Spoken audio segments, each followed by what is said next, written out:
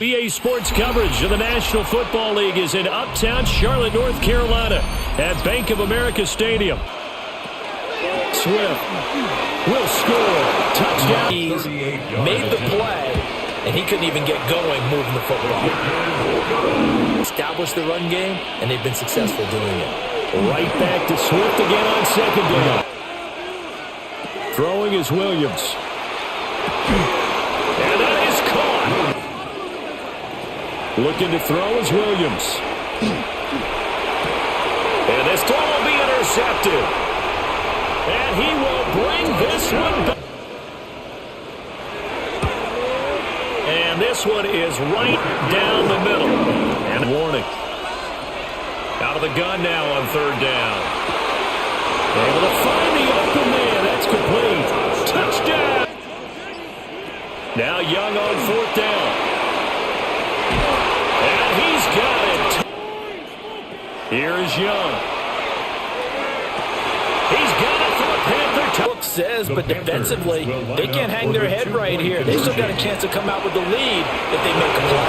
That's caught in the final stages. And his kick is good. And they in the final minute. Santos' kick is up and through. And that will running into a defensive player in another zone. Now on third and long, they'll look to throw. Able to find the open man. That's complete. And they'll wind up getting this one overtime. And he got it. The kick is good. In overtime, he's able to split the uprights. And the Panthers have won the football game. But, Charles, a very simple mission anytime that you play on your home turf, and that is to defend your home turf. And today, that mission was accomplished. Look, every offseason,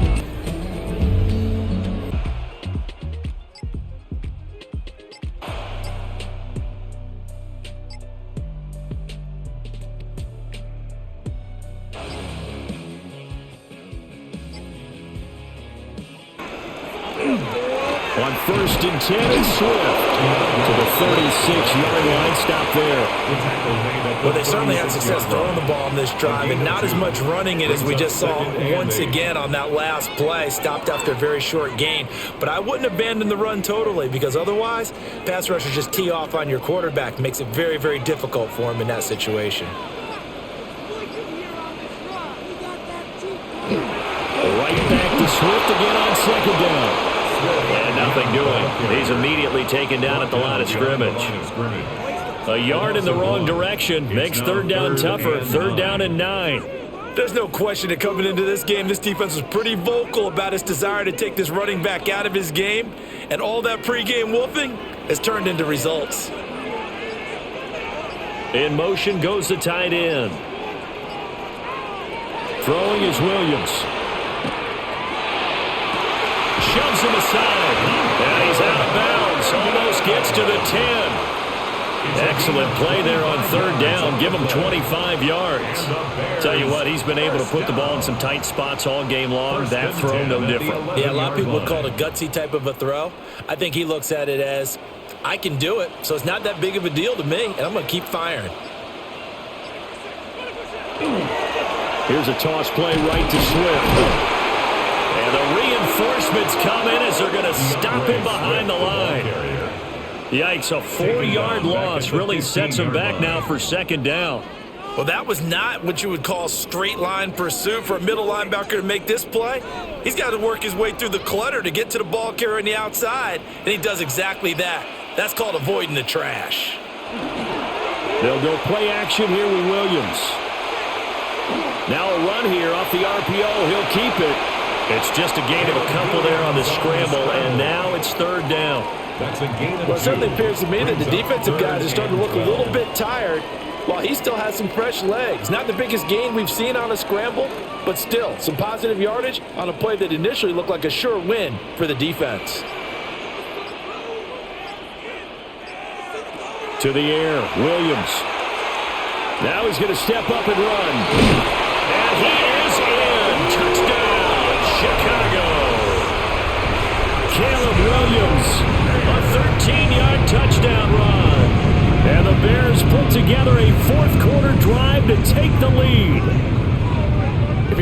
quarterback in the NFL, you've got to have great vision, and you've got to remain calm when things break down in the pocket. Both of those traits were on display there. He surveys the situation, sees the middle of the field open, so he's just going to step up and take it himself. Very well done there. And he will not get there. He comes up short. And they're unable to push this lead to a field goal as it'll remain a one-point game.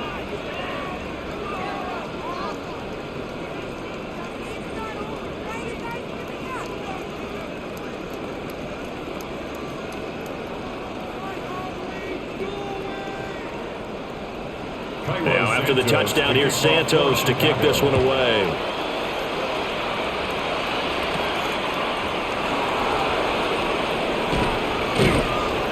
And able to get this across the 20, but not much further as he's dropped at the 23-yard line. And now out comes Minnesota. We certainly have a good one on our hands. They're trailing after that last touchdown, but now a chance for this offense to try to snag that lead right back here in the fourth quarter. They couldn't ask for much more to this point in the second half. A gorgeous day, one-score game. 1st and 10 here. A handoff to start the drive to Mason. And he stopped immediately there. Kobe Bryant makes the stop on that one. It shows you right there, he can do more than just cover in the secondary from that free safety position. Yeah, the evolution of the position has really been significant, hasn't it? Because a lot of teams no longer have a free safety, strong safety designation. They just have safeties. So wherever the ball is, one can be close to the line of scrimmage, one can be deep, and vice versa. On that play, how about that tackle we just saw? Jalen Johnson blitzing from the secondary and picking up the sack. Now Charles dealing with a 3rd and long. They'll have to try to go back to the air again and this time avoid the sack. Certainly hard to try to establish momentum when all you're doing is going backwards, not protecting the passer, and he gets dumped on his backside. And this offense on 3rd down today, 3 for 7 so far in this game. This will be 3rd and 19. And he'll just toss it away. So he throws it away, and that brings up 4th down. So many times we've seen him try to escape the pocket and do something with his legs, but in this case, the pressure was too intense, and he made the wise choice to just get rid of the football and make sure no one was going to get it. Here's Johnny Hekker now as the drive goes backwards, so he's on to punt it away. Averaging 50 yards a boot so far as this one's away. So just a 3-yard return following a punt of 45. And the Bears take over. And now Chicago getting ready to go as they take the field. Their defense got the stop, forced the punt, and now you really start to monitor the clock as they nurse this slim lead. They've got good starting field position as they come up here 1st and 10 at their own 42. They'll start on the ground with Swift. And not much there at all. Maybe a yard up to the 43. And for the defense, this is a spot where you don't want to totally sell out to stop the run, but you do have a pretty good idea of what you're going to see. And that's good work right there to keep them in check on that 1st down carry. They work now on 2nd and 9. They'll stay on the ground with Swift. And he's got room. And some solid footwork there as he'll take this down to about the 38. 57 yards rushing for him now as he's done it on 19 carries.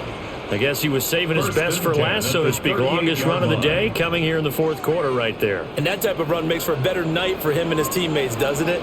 To be able to produce this late in the game can lead to some big smiles and satisfaction in the locker room after this one's over. And not a whole lot of room to operate there on the 1st down run. He gets maybe 3. Well, with the fumble he had earlier, we know how key keeping the football is here. That fumble earlier probably at the forefront of his mind. Just hold on to this thing. It's also at the forefront of the mind of the guys who are trying to get the ball from him. And since they've seen him drop it on the ground before, they're doing everything possible to have him do it again. They need that turnover.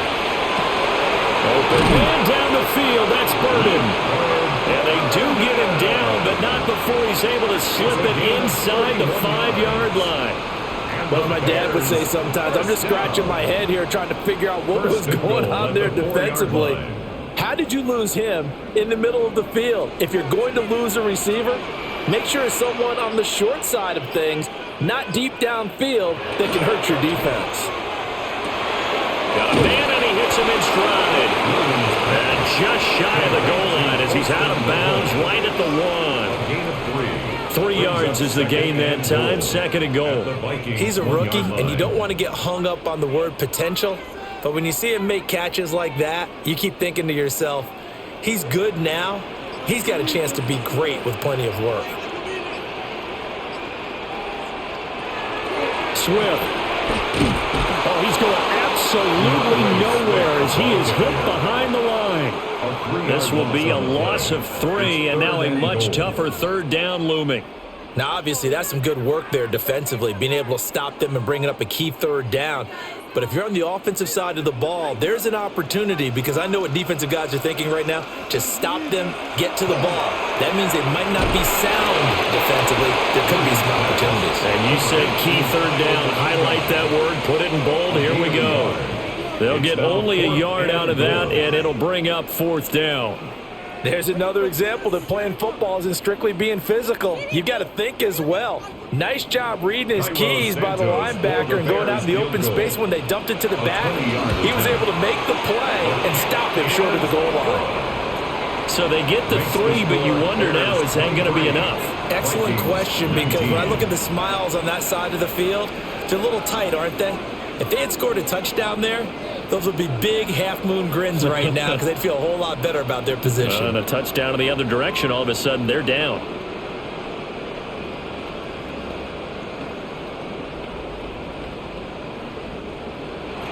After the made field goal, Santos back out there to kick it away.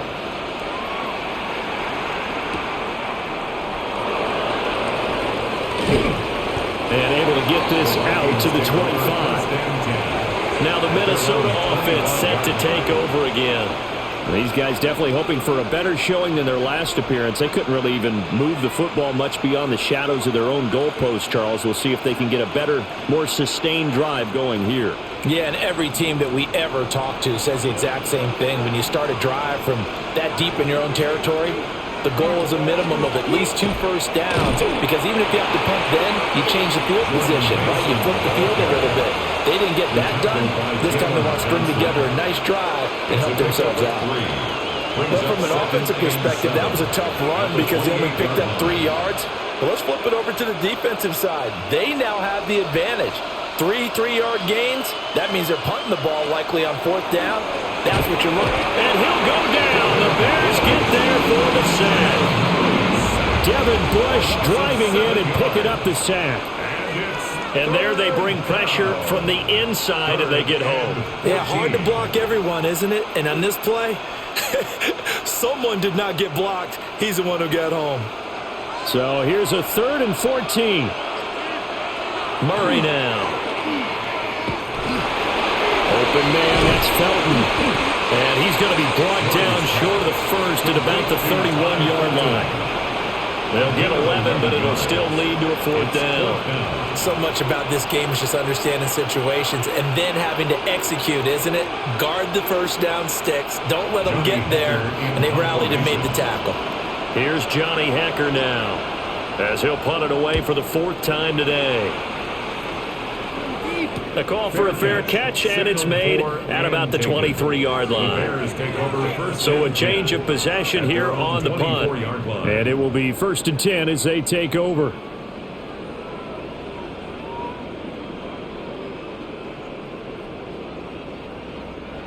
Looking to put a drive together.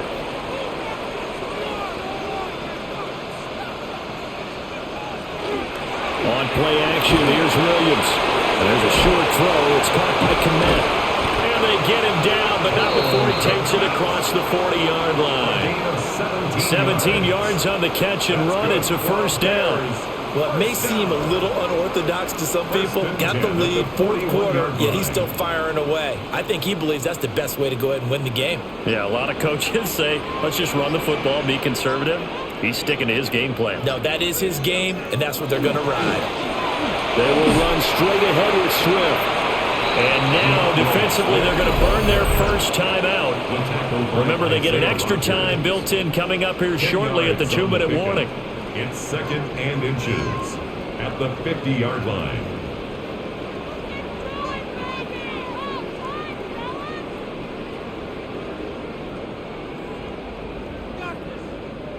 An ideal spot here to get a first down and try to run some more clock, and this is 2nd and less than a yard. They'll run the draw here with Swift, and he'll be brought down at the 48-yard line. And his defense here going to burn their second timeout. But you can also factor in another timeout that they'll get when the clock stops at the 2-minute warning.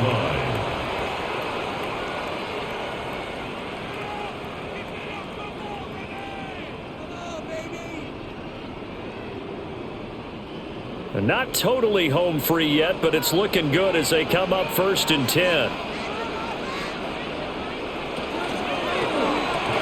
And that one drops down, incomplete. Good coverage there, forced the ball free, and it's 2nd down. When you run in the slant, timing is everything, and against that man coverage, there was no space available, and incompletion as a result. Here's 2nd and 10. Swift going to try up the middle. And now here comes the third of their timeouts defensively. So they'll be left with only the 2-minute warning to stop it from here on out. Brings up 3rd and 6.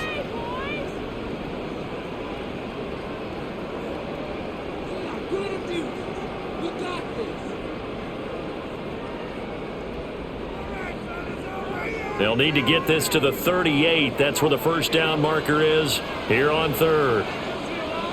Working out of the gun, Williams.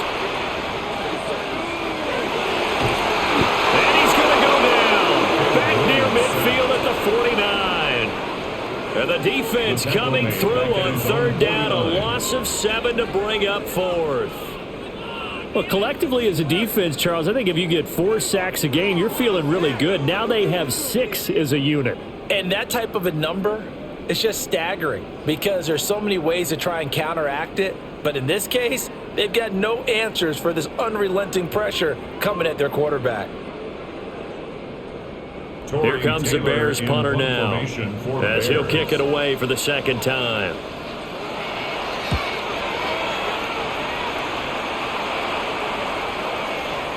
And he didn't quite have the backspin on that one. It hits at the 4 and continues into the end zone. It's a touchback. So all eyes on this Vikings offense. Down by 4. 1:54 on the clock. They need a touchdown. A field goal is worthless now as they come up on 1st and 10.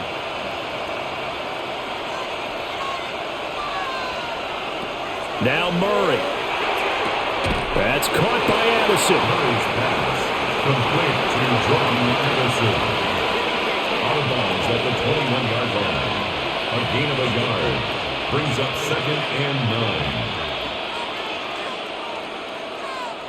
They'll come up now. 2nd and 9.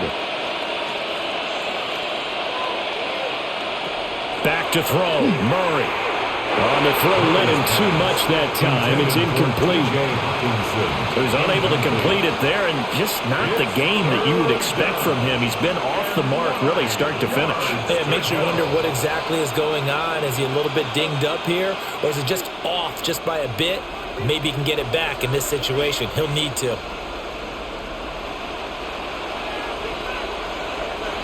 To throw is Murray.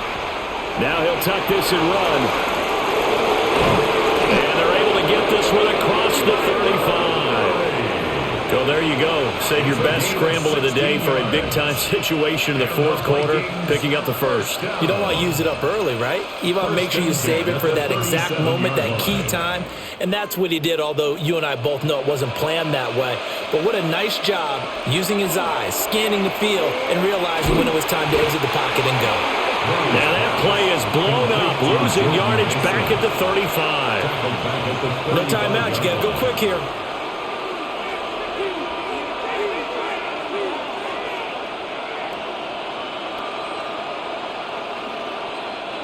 They'll come up now. This is 2nd and long.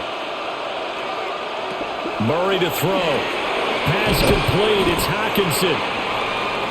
I like what they did there, still keeping their tight ends involved. They understand it's not quite Hail Mary time just yet. 7 yards. And it's third down. This definitely four-down territory at this point, but a critical third down here. Murray now going to do it himself. And they're well past midfield, just a yard or two shy of the 40. He's been making himself a weapon as a runner, and the results, they've been welcomed by his offense. My question is about the defense we're watching right now, partner. Even after he got him with a scramble earlier this drive, they still aren't devoting enough attention to him. I would expect that after that carry, they'll do a much better job going forward, spying on him on passing downs. Murray now going to do it himself. And he'll be taken down here, and that is how this one is going to come to an end. What a game we were treated to in this one, and then on that final play, they had a chance.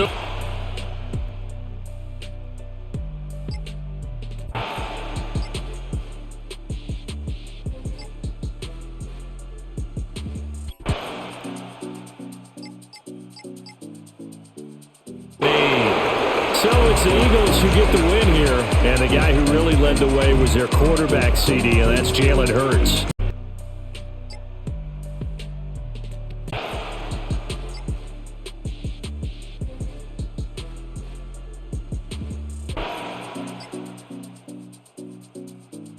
Strong, but now it's 2nd and 12. Here's Smith. Going right side here, and that's complete. And out of bounds right around the 20. Well, if you do read man coverage, Brandon, the drag route's a pretty good one to run against it because you're running away from people on it. In search of 8 yards on third down. They've already converted 2 of these on this drive, 2 for 2. Smith. And he's caught. He'll head out of bounds inside the 10. Mark him down at the 9. They're able to convert on third down, and that sets up a 1st and goal. Well, every drive from here out is definitely crucial and critical. They know that they need to get at least 3 here to get it back to a one-score game. But I can't imagine that in their huddle that they're thinking at all about getting a field goal. They want to get into the end zone and then try and get the ball back again. And he is swallowed up right at the line of scrimmage. They'll say no gain on the play, and it'll be 2nd and goal. Defensively, we always know that he is tough in run support, and I think the way that he gets there is he understands what an offense is going to do before the ball's even snapped. A great job of scouting prior to the game, then reading, reacting, and taking the right path to the ball carrier. And this will be caught in the end zone. Touchdown, Jets. A great effort there. A beast in the red zone with his 2nd touchdown of the game. And the Jets have made it a one-score game again here in the 4th. Big play coming now for the Jets as they'll set up to go for 2. The Jets will line up for a 2-point conversion. Geno's going to throw. And the pressure gets there, and he goes down. So he couldn't get rid of the football, and that deficit stays right where it is.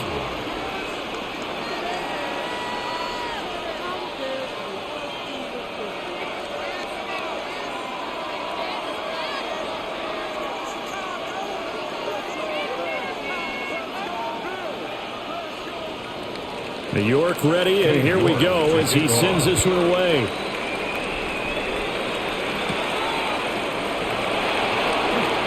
Oh, good move. And he takes this near the 25. Just a little pass there. Call it the 26. And now the Bears coming out as they get ready. This drive here beginning probably with a pair of motivated groups. Remember, the offense scored a touchdown on their last time out, looking to repeat that in Charles's defense. They were very frustrated after giving up 6 the last time on the field. And frankly, it's just a battle of wills in a lot of ways because you know they're both motivated, they both game plan for this drive, and they both have specific outcomes in mind. To me, it just comes down to who can execute better and which side can step up and assert its will over the other. Got to give him points for the attempt, but there's just a wave of pressure there. A host of people in the area. Evades a few, but couldn't evade all of them. So after the sack, they'll come up on a still manageable 2nd and 13.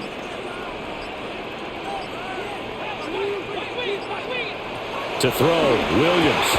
And this one incomplete. Too much contact to hold on to that one, and it's 3rd down. Incomplete. One thing you hope to see out of a rookie tight end is a real concentration when the ball's in the air, and I'm not sure that he didn't, but he has to be prepared for people making a play on it when that ball's up for grabs. The offense on 3rd down, they've hit it 50%, 3 of 6 to this point. This is going to be 3rd and 13.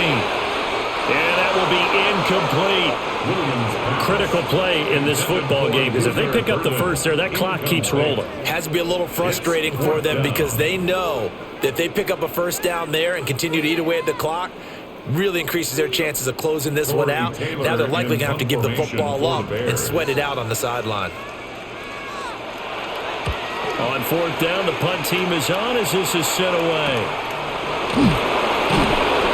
That'll be a 44-yard boot, just a yard on the return as he's covered up quickly. And the Jets will take over. Back on offense, New York gets set to take over. Their defense accomplished step 1 of the mission. They forced the punt. Now they'll look to erase that deficit and take a 4th quarter lead. They couldn't ask for much more to this point in the second half. A gorgeous day, 1-score game. 1st and 10 here. And strong running there as he's across midfield and down to the 49. 54 yards rushing for him in the ball game now on 14 carries.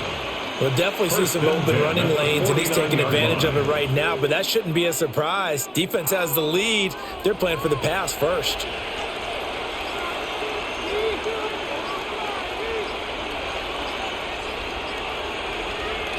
Here's Smith. Now he'll tuck this and run. And he'll slide to a halt here. Still a little shy of the first down marker. He'll wind up getting right about 4 there on the scramble. And it's 2nd down. I certainly like what he did right there because he smartly wanted to avoid forcing anything downfield because nothing appeared to be open. Nice harmless slide there to avoid the big hit. And he gets a small gain on the play. Ball want to give up the middle. And he'll go down here at the 35-yard line. 10 yards is the pickup, good enough for a Jet first down. Although his reputation as a speedy runner precedes him, it's always fun to watch him work. It is eye-opening, isn't it? Because when you see him get the ball and just go, in addition to that speed, it helps out his blockers. They don't have to hold blocks for long because he's just going to speed right past them. On 1st down, right back to Hall. And maybe a little over-pursuit there as he's able to take this down to the 25-yard line. 10 more there and another first down. Another carry for their leader and a good one. It's crunch time. They'll need him to continue to be productive in both the run and passing game in order for them to try and snatch a victory. They'll go again with Hall. And this time they were ready for him as they'll stop him right at the line of scrimmage. Officially, it's a 1-yard loss. That's going to bring up 2nd and 11. I like the strategy. Extra tight ends, extra beef. They want to run the football, but that means they probably want to run it inside. If you get strung out on the perimeter, you're in peril. Yeah, we saw the result, negative yardage. They'll try the air now with Smith. Pressure applied, and he's going to be taken down. They sack him back at the 33-yard line. Neville Gallimore powering his way in and burying him. And another long drive from the offense, but the defense is denying them the end zone. Nothing to show for the last drive offensively. They can't come away empty-handed again. Now on 3rd and long, they'll look to throw. Throwing for the out route, he finds Wilson. They'll wind up getting just a yard out of it. And it'll be 4th down. Partner, I think that completion takes the definition of dink and dunk to a different level, doesn't it? It does, and the defense was right there, kind of played into their hands. So now one of the biggest kicks of the night is forthcoming. He was true on his first. This a tough one from 49 yards away. York able to send this one through, and that will cut the lead down to just 2. So with that field goal, this one's now back within a field goal. Maybe not the ultimate result they wanted, but gets them that much closer. This game is unfolding like a really good book, isn't it? because I feel like there's a few more plot twists yet to be revealed before this one is over. New York ready, and here we go as he sends this one away.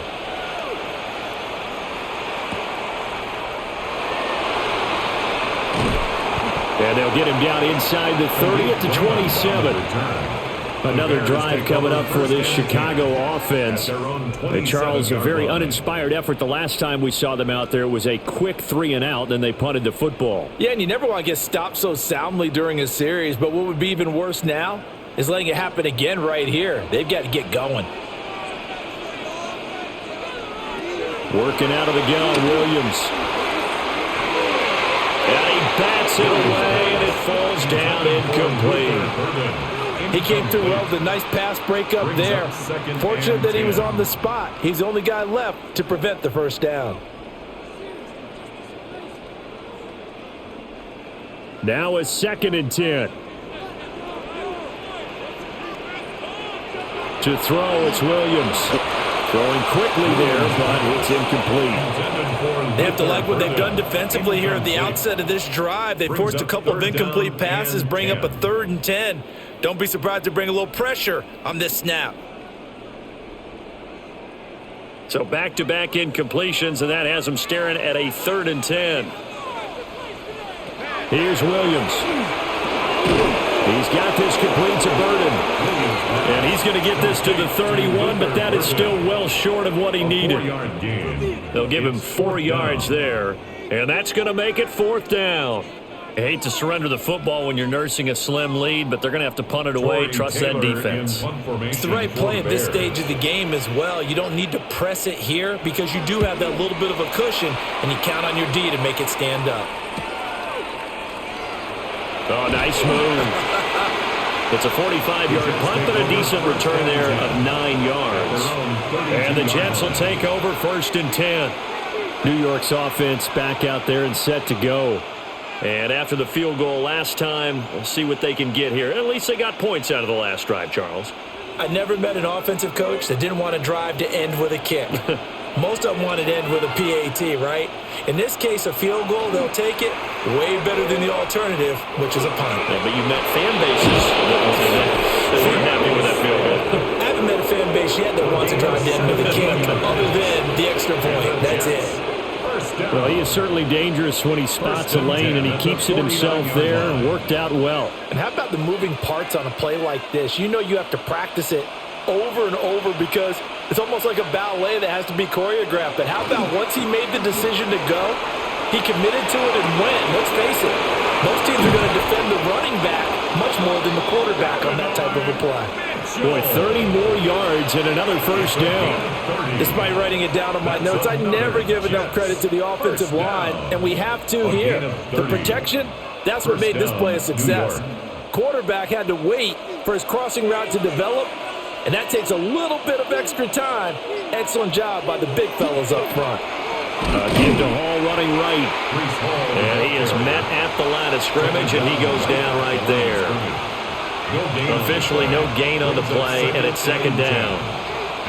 They've called his number a lot this afternoon. You wonder how much tread is left on those tires. We certainly do, but I always think back to one of my favorite coaches in the NFL, and he used to have a meeting with his running backs every year in the offseason and say, look, as many times as you're going to carry the ball, you should be able to carry it one more time, so make sure you get in shape.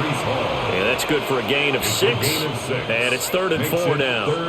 And we see another pitch and catch there to the running back. This position just continues to evolve. They become just as critical to the passing attack as a lot of receivers, tight ends, because their ability to make people miss in the open field can really generate big plays for an offense. And he will find his man on the in route, complete. They're able to convert on 3rd down, and that sets up a 1st and goal. It's all pretty simple sometimes, isn't it? Go where the defenders are not, and he does exactly that. Makes a nice catch to move the chains.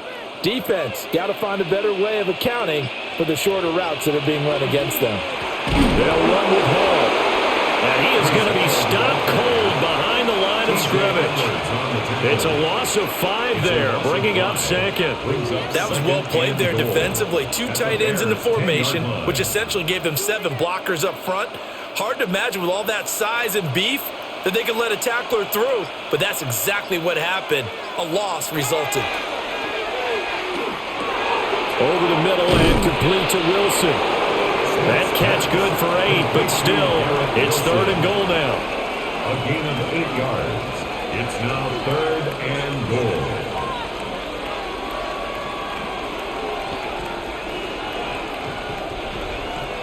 Coming up to the line, and they will need to run another play here before the 2-minute warning.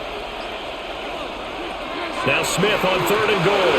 Oh, no, he lost the football. And this is picked up by the Bears. And a big turnover there as his guys will get the football back. They'll start on the ground with Swift. And he'll be taken down at the 18. And now, defensively, they're going to burn their first timeout. Remember, they get an extra time built in coming up here shortly at the 2-minute warning.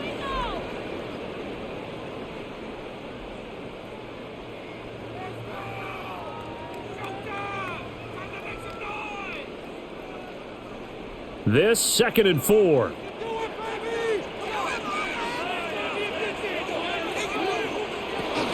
They'll stay on the ground with Swift. And he stopped immediately there. Whistles and a timeout at the 2:05 mark. So this defense wanting to get one more pause in before the 2-minute warning, and they do just that.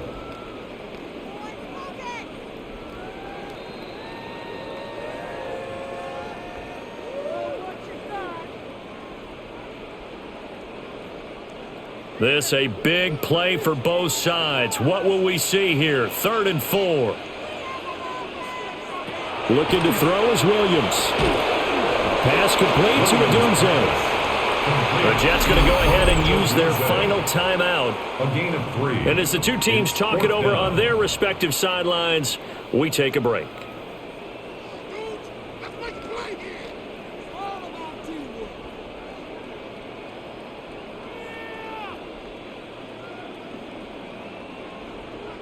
Here comes the Bears punter now, as he's on for the 5th time here today.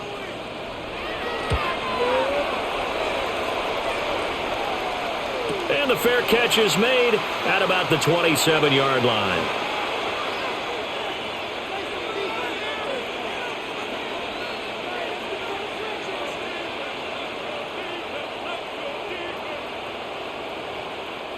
They'll come up 1st and 10 here. Smith to throw. And that one nearly intercepted. That would have sealed it. Instead, it'll be 2nd down. Work with me, partner. Take a deep breath, because that's what they're doing down the field now. That incompletion allowed them to exhale a little bit. Get in the huddle, kind of scan the crowd, see if any celebrities are here. Relax a little bit as they start this big drive.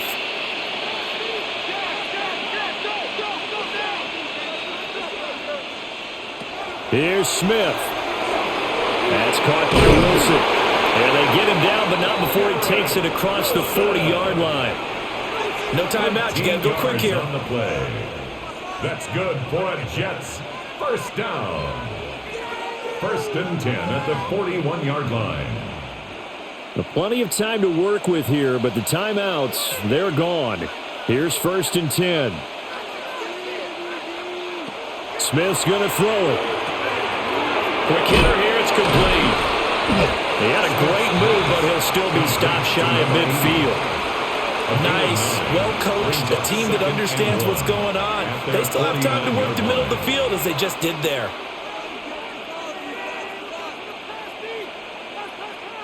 Here's 2nd and a yard.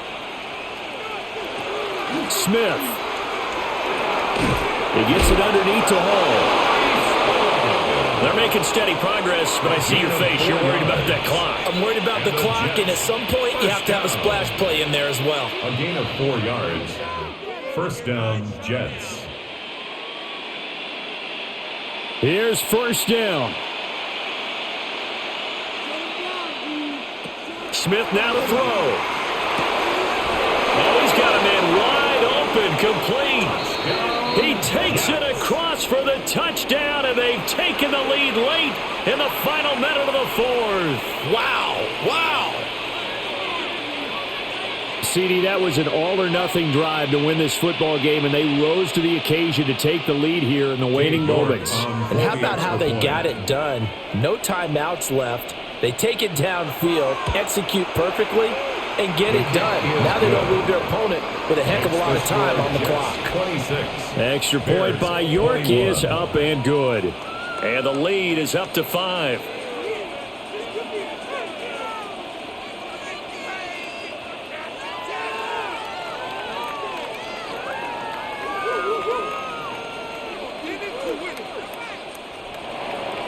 York ready, and here we go as he sends this one away.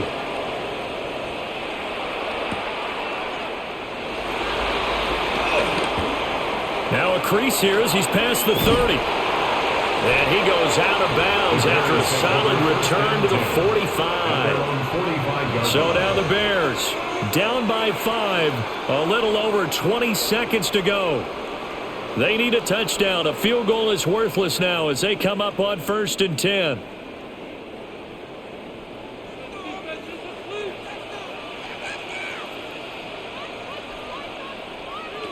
Back to throw.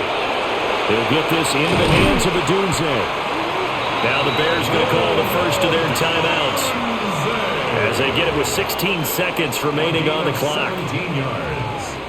That's good for a Bears first down. 1st and 10 at the 38-yard line.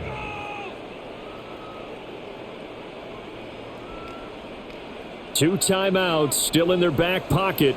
It's 1st and 10. Back to throw. Open man is Raymond. He's got it. Now the Bears going to use the second of their timeouts. And as the two teams talk it over on their respective sidelines, we take a break.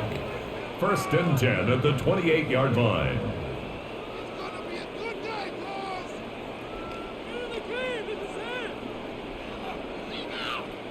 Here's 1st and 10.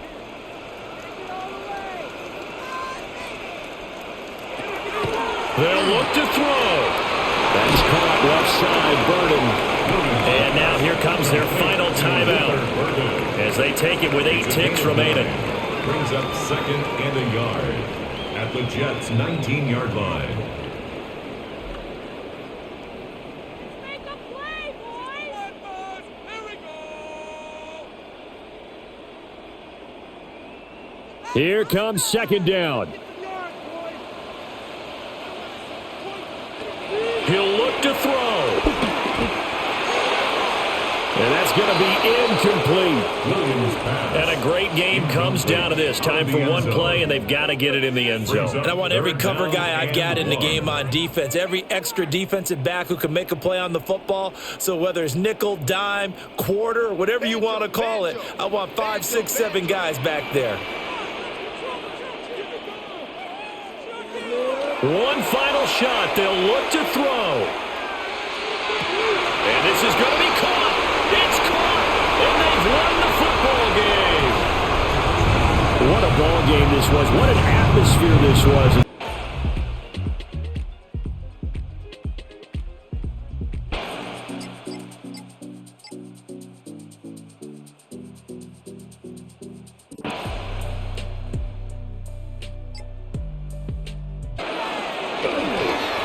Here's Monungai, and he'll get into the end zone. So this one in the win column for the Chicago Bears, and never an easy thing to do, no matter how good Green Bay.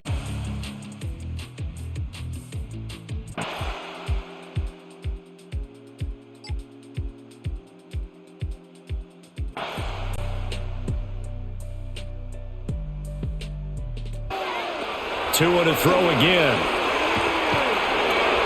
Nowhere to go here. He lost the football. The big fella. And this is picked up by the Bears. And that should just about do it. They return it to the end zone. Hey, no time to be a hero. We're not going to throw it here. Just eat up that clock. And if you have the ball, they can't score. So this one.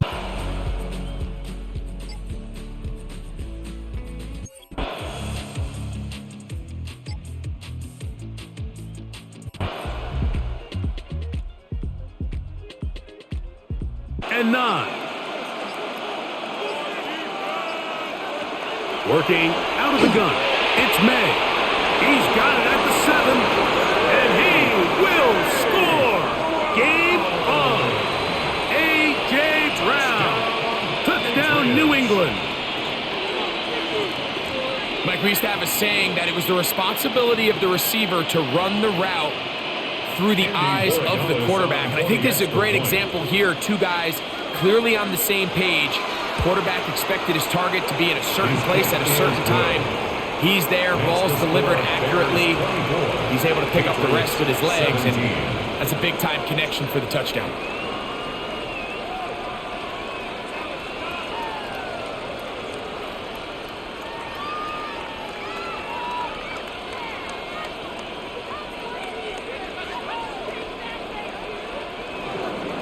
So, things a little more interesting now. Back to a one-score game as they kick it away. Khalif Raymond to return it. He'll work his way across the 25-yard line. The Bears offense starting to trot out for this next possession.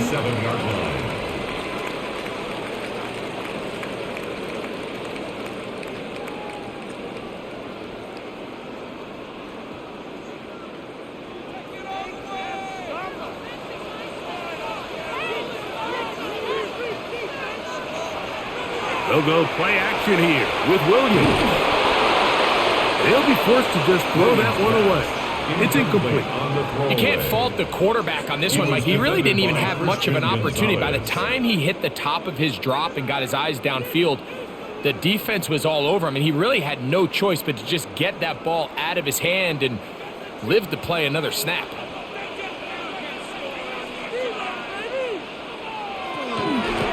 Give up the middle with Swift.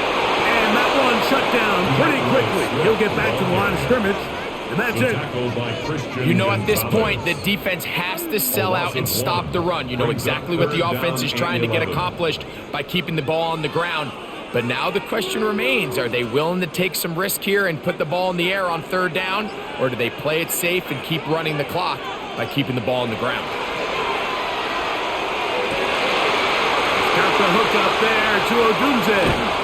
And they're going to have this all the way down inside the 30-yard line. It's a big play when they needed it the most. 47 yards. Pretty easy to see why he continues to be a main focal point for this offense throughout the entire game. That play not only extends the drive, but now they find themselves in plus territory and hope to come away with some points. And he surges forward for a gain of about 5. He was taken down at the 22-yard line. It's a gain of 5. Brings up 2nd and 5. From the 22 now, here's 2nd and 5. Off play action. Here's Williams. He'll step up and run this. These are the plays that just drive the defensive coordinator crazy, Mike. You do everything right, but you don't account for the quarterback scrambling. He's able to get out of the pocket and gain enough for a 1st down. They're at the 17-yard line now for 1st and 10. On the give, it is Manunga. Not much to speak of on that one. Give me a gain of a yard. It's 2nd down. He does a nice job coming from his safety position, filling his run gap assignment, and keeps this to a modest gain at best. Here's a 2nd and 9. A play fake. Now Williams. And he's into the end zone. That might be the knockout punch. Luther Burden. Touchdown Bears.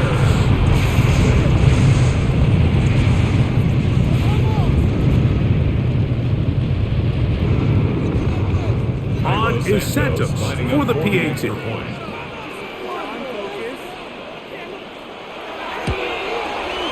He knocks it through. And the Bears will open it up even further here in this fourth quarter. Patriots 17.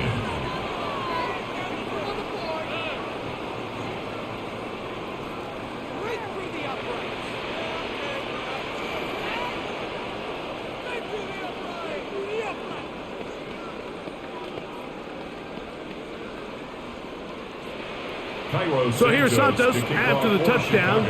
He's out to kick this one off.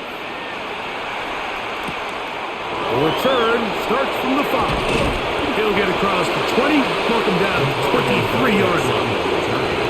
So now the New England offense getting ready for their next possession. 23-yard line.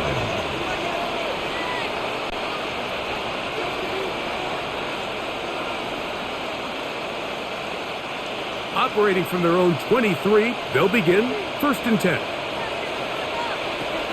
Now May. That's out to Brown, right side, complete. And he'll be out of bounds, a pickup of 5. Out of bounds at the 28-yard line. A gain of 5 brings up 2nd and 5. Ball on the 28-yard line. Here's 2nd down and 5. Out of the gun, here's May. He's found his receiver, Butte.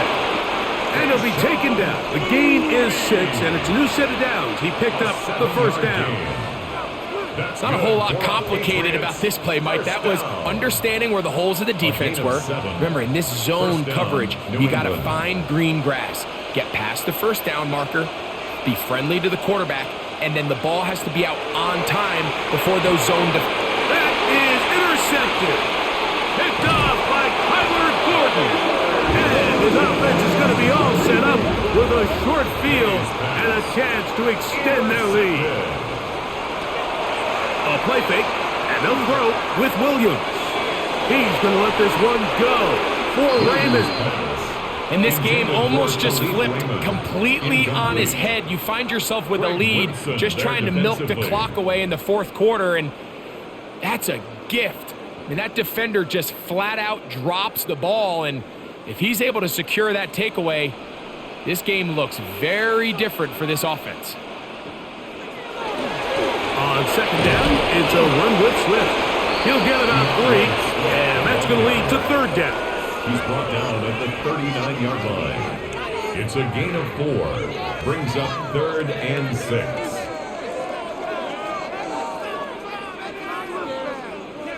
Here comes 3rd and 6.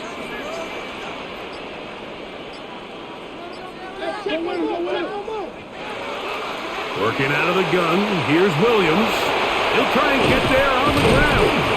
Good job breaking the pocket and going for 14 yards, and most importantly, a 1st down. 14 yards. This is the point in the game, Mike. We're on 3rd down. You have to get off the field, and they do a great job. They defend everything in the pass routes, nowhere for the quarterback to go with the ball, but they don't keep him in the pocket. They let him escape, picks up the 1st down with his legs. They're going to be able to run more time off the clock.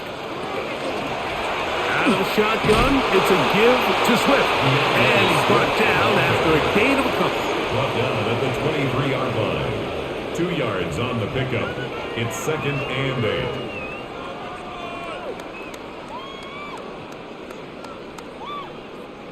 From the 23, here's 2nd and 8.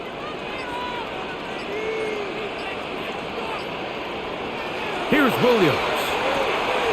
Throw right side, caught by Odunze.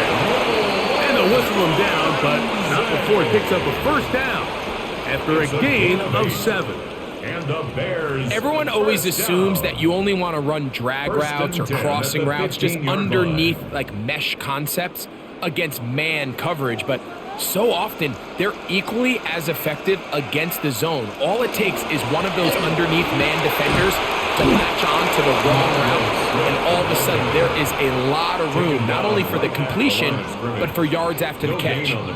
There's very few defenses in today's NFL, Mike, that you can play the cornerback position and be unwilling to tackle. Those days are kind of over, so give credit to this guy. I mean, he identified run, he understood his leverage and gap fit, and he's able to bring him down for no gain. Able to make one man miss this, but that's all. They get him. Take him down behind the line. He was taken down behind And after the line that negative scrimmage. run, I think this changes the play call now on third down. So this offensive line has to be a lot better on first and second down to gain positive yards. Stay on track because you don't want to be in third and pass too often in today's NFL. On third down, it's Williams.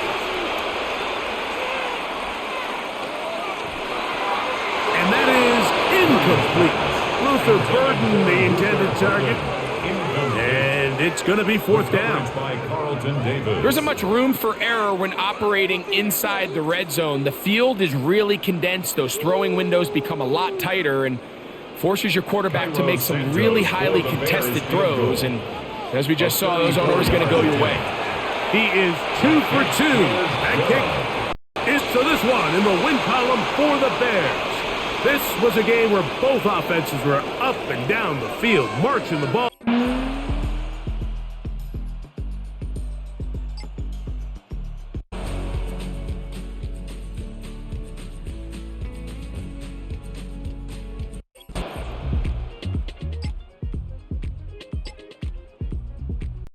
Having to hang out all day and play doesn't exactly play to your advantage, but it's been a tough go for him. And every time he looks up, somebody's there defensively. That was the same case on that play. He'll wind up getting two there as he does it himself and picks up the first.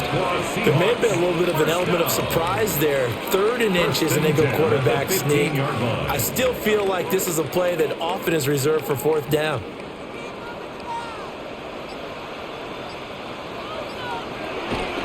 On first and 10, it's Charbonnet. And he can only manage to get a couple. 2nd and 8 coming up.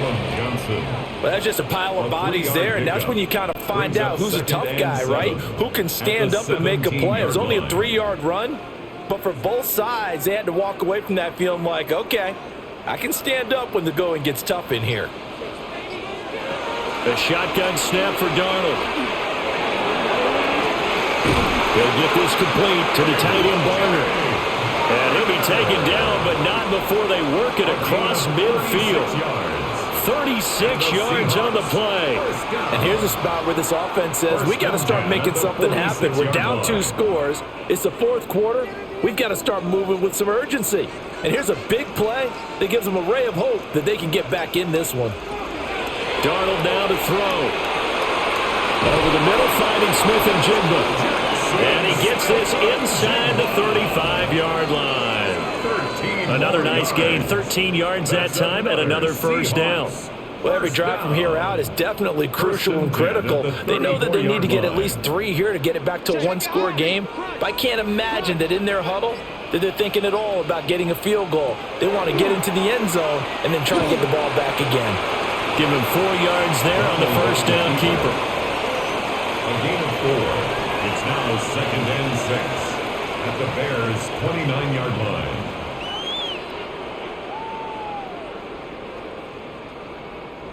Now they'll work from the 29 on 2nd and 6. Now off the bootleg, Darnold. Nowhere to turn here, and he's going to go down. Back at about the 37-yard line. An 8-yard Montez Sweat, his second sack of the night. I remember throughout my career hearing defensive coaches always say, guys, you got to earn the right to rush the passer. Well, they put themselves in a great spot with this big lead, and they know they've got to throw the ball. These pass rushers have to be salivating. It is pin your ears back time indeed.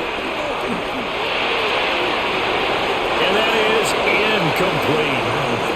How about this defense? They came up with a couple big plays in this sequence, and none better than the one right there, forcing the incompletion and bringing up fourth down. So on now comes the kicker. It's Jason Myers. This from 54 yards away. That's leaking to the right, and he missed it by a foot or two. It's no good, and they will not cut into that 10-point lead. And that one, just an absolute killer. A chance to get this back within 1 score. All hope not gone yet, but at the same time, you're exactly right. They needed to get back within 1 score and have a motivated defense take the field in order to get it back for them for one last big drive. That's caught. The tight end Loveland with it. And that's good for a pickup of 10 yards. And that'll leave him with a second and just a few inches left. The passing game continues to be their friend. Even with a stable lead here in the fourth, Charles, they're going back to that well. Yeah, with their overall philosophy, you know that they trust their quarterback. He's been able to throw it well. They continue to throw these safe passes. Who can blame them? Oh, no, he lost the football. And the Seahawks have recovered. And they get the football. They'll set up shop at their own 49-yard line. And now before the ball changes hands, they're going to take a look at this just to make sure that they have it right. So that one overturned. They say the knee was down, and that will not be ruled a fumble. And it'll find the open man. That's complete. And he will have the Bears first down as they're able to get the third down conversion. Well, normally you might say start running the football. You've got the lead here in the fourth quarter, but the way that they've passed it with such success, I don't know, maybe keep throwing it. Yeah, I think you brought up something that goes against conventional wisdom, right? In this stage of the game, you would think you would switch to a running attack, but you're exactly right. They've thrown it so well throughout the game, and trusting this quarterback, I think you continue to do so. A gain of 10 as they look to add on to this 10-point lead. Well, it is our business to analyze what we saw out there, and on that play, I saw a defense staying in base, not taking a chance, not blitzing, in a situation where they absolutely need the football back. That's either a case of overthinking it or not thinking it through. If you do blitz, do you have to be careful about where you're coming from, or are you just coming from all angles? You have to be careful about where you're coming from, obviously, but at this stage, you have to take a few chances as well. 56 yards on the ground for him now as he's done that on 15 carries. Starting to become a tough spot for this defense. You're down fourth quarter, looking a little fatigued maybe on that side of the ball. Partner, we've seen this before, haven't we? Because every coach we've ever talked to says body language is important. And now you're seeing guys with their hands on their hips, they're bent over, hands on their knees. And the offensive guys, they're just saying, let's just keep running it out. We've got them now. That pass just a little bit off. It looked like maybe he tried to force it in there. Game speed, always different, no matter what you do in practice. You can't simulate it, right? So your decision-making, everything has to be a little bit quicker. Sometimes it can throw you off until you adjust. Got a man, and he hits him in stride. Touchdown, Bears! Colston Loveland. A 2-yard touchdown grab. And the Bears are an extra point away from making this a 3-score game. Well, that's just how they drew it up, CD. His first read was there, got it to him quickly, and into the end zone. Absolutely excellent execution by all involved. And the coordinator, got to give him credit, found the perfect play call. Quarterback let it fly as soon as the target came free. And his guy made a nice catch. Just how you draw it up in practice and then execute it in the game.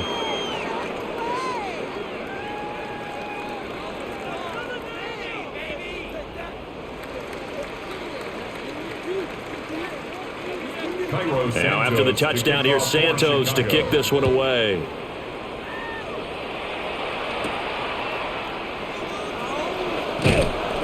And the tackle going to be made right there at the 25-yard line. The Seattle now ready to march out of the field. Well, we said it at halftime that they would need a nearly perfect second half to erase that deficit that they were facing, CD. But unfortunately, the second half has pretty much been a carbon copy of the first. Yeah, that early lead was almost insurmountable the way their opponent was playing. And, partner, they do have some good news, though. This one is getting close to being over, and they can try and hit the reset button starting tomorrow. 2 yards on the carry there. It'll be second down. I think they want to start getting back into this game. It behooves them to get better on first down. Yeah, certainly not what they were looking for there out of the opening play of this drive. They'll break the huddle, come up on 2nd and 8 at the 27-yard line. Now Darnold. That'll be taken in by Shaheed. And they work this well upfield across the 45. That one a gain of 20 and a first down. Well, those are the types of plays they probably wish they had made more of in the first 3 quarters. And this deficit going to be tough to overcome here in the fourth. But a nice first down and a pickup on that throw. Yeah, and this is where as coaches, You're looking for effort and execution, even though the scoreboard is going against you. You want to find out who's going to fight, who's going to scrap, who's going to keep their heads up and continue to play. And he's able to take it across midfield before going out of bounds. They like going to him in the slot. He catches another one. I think this comes under the heading of until they stop him, why not go back to it? He has something going really well. Great working relationship with the guy throwing the ball, and they keep making the connection. Here's Darnold. They'll set up a screen to Charbonnet. And he'll get it down here to the 43. 4 yards the pickup, first down. But they certainly had success throughout this contest getting him the ball in the passing game, and there he picks up another first down. Whatever they saw going into this one, they've been able to capitalize on it, and no adjustment has been made to take it away. Again, Darnold. It's a short one here, complete to his tight end. That'll go for a gain of 7, and it'll be second down. You got the big lead defensively, willing to give them that underneath stuff, right? And this is why you work on your tackling. Tackle them after the catch, inbounds, keep the clock running. Just go ahead and bleed the game out that way.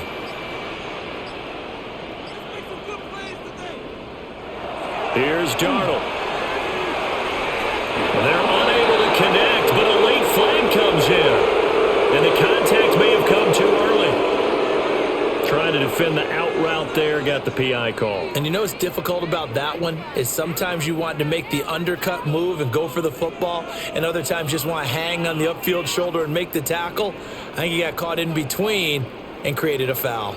So the yellow flag came out, and that leads to a new set of downs for this offense. 1st and 10.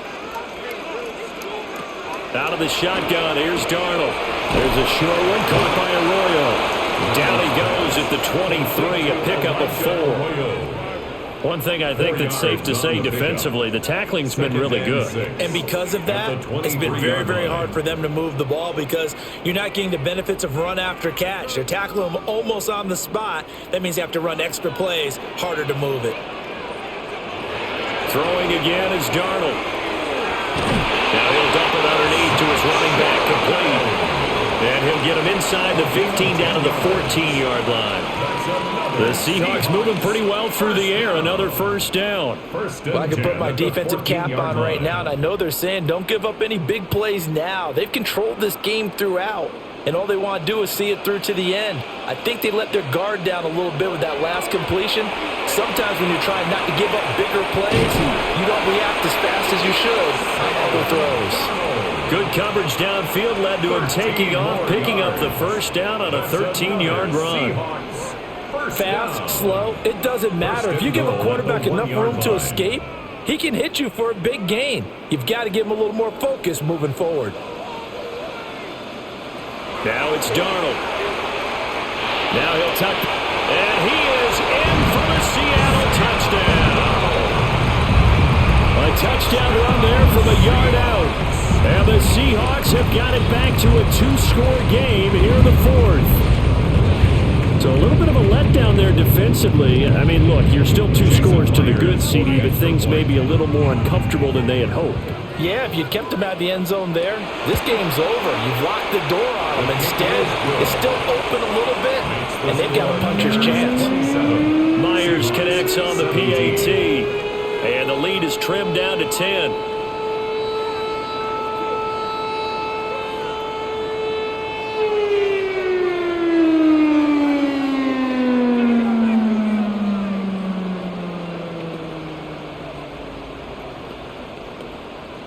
Two scores down, 3 timeouts left. Still a chance if they can somehow get this one back. And they've got it. They recovered it. Wait, hang on now, though. There's a penalty flag down. Well, CD, you understand. I mean, they're so eager trying to get back in this game here in the 4th quarter, but they touched that one a little too early before it went 10 yards. Brandon, in such a high-stakes scenario, everyone's feeling the pressure on this play. The special teams coordinator, which one is he going to pick in terms of kicks? Can the kicker execute it? Can the team wait for 10 yards? So many variables, and in this case, they didn't get it done. Now the Seahawks going to use the first of their timeouts. And as the two teams talk it over on their respective sidelines, we take a break. Brings up 2nd and 9.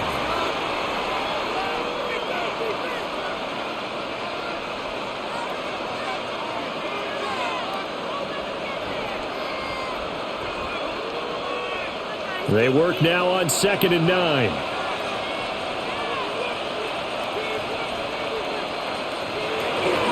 Once again, it's Swift.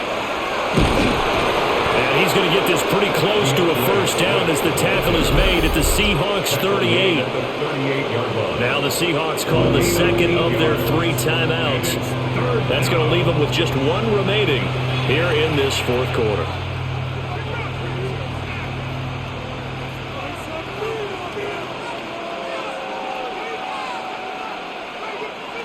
The offense on 3rd down tonight, they're right at about the league average, 40%, 4 for 10. They're up against a 3rd and 1 situation. And Williams is going to be stopped short of the yellow line. He did not get there.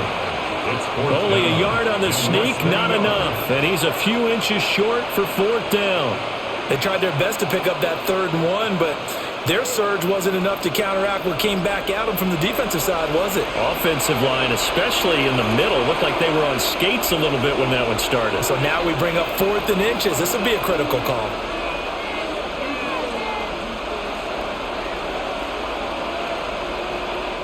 So on 4th down, out trots the kicker in a big spot here. This from 54 yards away. And that is no good. And the lead will hold at 10. So now Darnold and the Seahawks down by 10. Just under 2 minutes to go. How will this thing pan out? We'll watch as they come up on 1st down.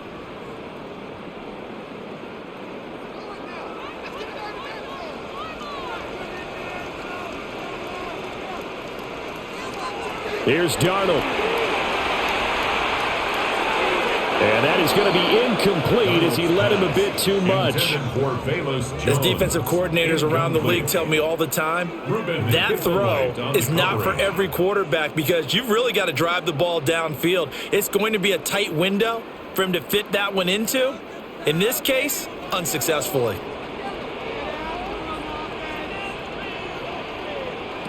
Now Darnold. He'll find Shaheed out to the right. And we're definitely getting towards the point of the game where not getting a lot of yards is secondary to keeping the clock moving. I mean, to me, that's a double win defensively. Short gain and some more time off the clock. Well, this defense needing a stop here. Got to have it. 3rd and 9. Darnold to throw. That's caught inside the 20. And all the way in. Touchdown, Seattle. A big play there. 54 yards. And the Seahawks have made it a 1-score game again here in the 4th. No, we're not cheering. No, we're not rooting. But I am excited about this, and I know you are too. We got a ball game again after that big-time strike. Big-time strike, and you are right. Don't go anywhere yet. This thing's not done. Extra point up and through by Myers. And now things get a bit more interesting here in this 4th quarter.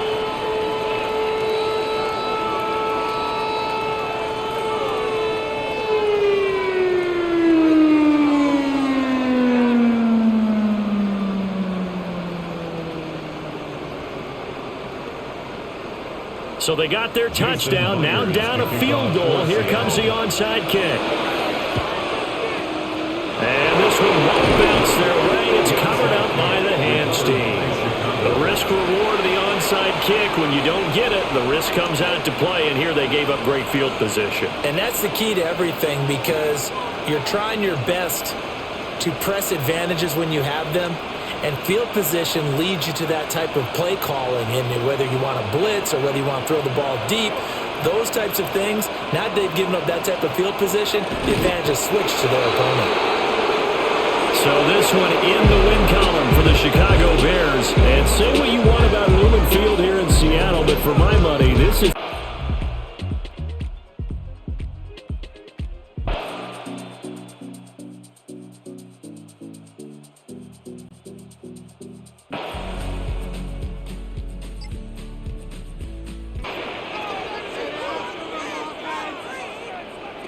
From the shotgun, it's Williams. That's a short one caught by Loveland.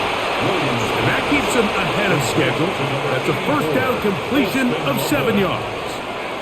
All right, so anytime you're facing the blitz, the best thing you can do as an offense is just get the ball out of your hand. Get into the hands of receiver, run after catch. In this case, nice job by the defense, rallying to the ball. Modest gain.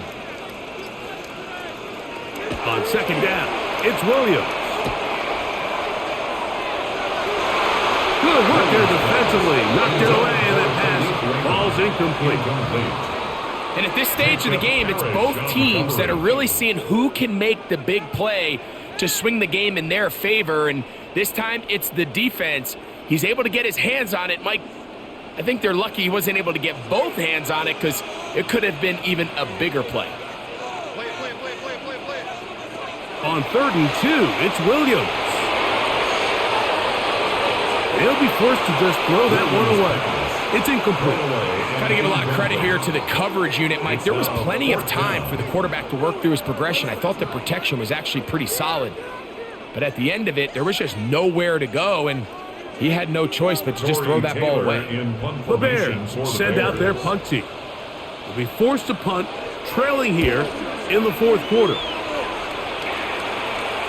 And a fair catch is taken and is just inside the 20-yard line. The Buccaneers offense ready to take over once more. They lead by a field goal as they go to work with a 1st and 10.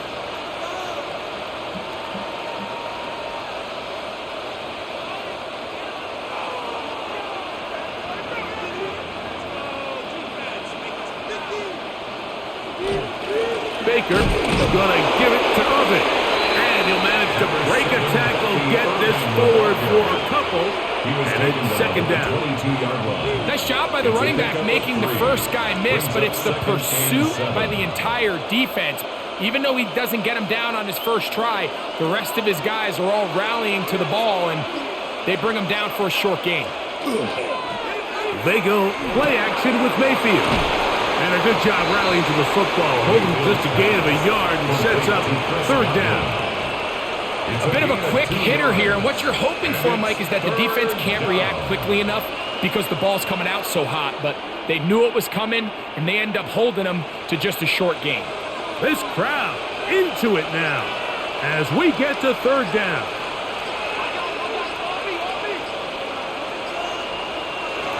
Out of the shotgun, Mayfield. He's got a man. That's the tight end, Upton. And he's going to have the 1st down taken down after a short pickup of 5, but it will keep the drive going. And at this stage of the game, every 1st down gets them one step closer to being able to finish this one out. This defense has to find a way to get off the field. They have to get the ball back to their offense to give them a chance. Not much there, maybe a yard. He's tackled at the 32-yard line. 2 yards on the pickup. It's 2nd and 8.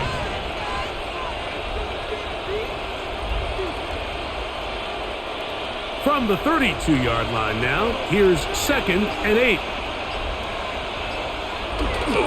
On play action, Mayfield. Off-balance throw. It's complete. And he's going to be out of bounds just beyond midfield. Going to stop this here for injury. One of the Buccaneers is down. Athletic training staff looking at him, so we'll step aside.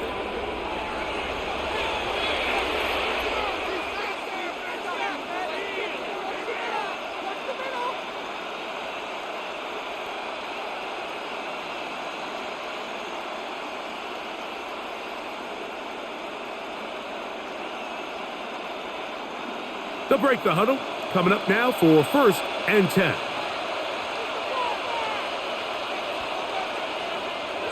Off the play fake, it's Mayfield. Short pass taken in by the tight end.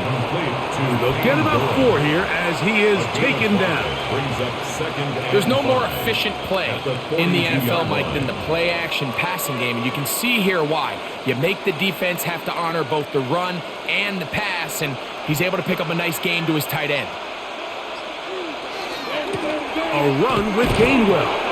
Only a couple on that one. It'll set up third down. And while that run wasn't anything really to write home about, what it allows them to do, Mike, is keep everything in the playbook at their disposal. Third and short, now it's up to these coaches to dial up their best short yardage play and extend this drive. From the gun, it's Mayfield. That is into the hands of McMillan. A gain there of 10 yards. It's a first down for Tampa Bay. So this is a part of the game that everybody works on, Mike. They call it 4-minute offense, and you don't necessarily have to have 4 minutes on the clock. But the whole idea is we possess the ball late in the fourth quarter with the lead. The goal is we want to end the game with the ball. So that third down conversion is going to go a long way. Protect the ball, continue to pick up first downs. If they do that, I don't even think their opponent sees the ball again. Up until that incompletion, they've done a really nice job on this drive, Mike, picking up fresh sets of downs. And typically, throwing the ball on first down is a great way to do it. But now they find themselves in 2nd and 10. Do you keep it in the air and try to get the first down here? Or is the idea to just make third down manageable and take your chances picking up a key third down? And they're going to get this all the way down inside the 5. It'll be first and goal. That's a gain of 28. First and goal. Big time completion right there. And this isn't just a spot where they're trying to run the game out here in the fourth quarter. They were not only trying to pick up points, but they're trying to get in the end zone and extend this lead. And he's into the end zone. That might be the knockout punch. Bucky Irving. Touchdown, Buccaneers. Buccaneers. Everything you want to do right there, Greg, in the fourth quarter. Get the ball with the lead and extend it to a 2-score advantage. Yeah, I think this just might end up being too much to overcome. You said it. Once you get a 2-score lead this late in the fourth quarter, there's just not enough possessions to be had to claw yourself back in it. Buccaneers 36, Bears 26.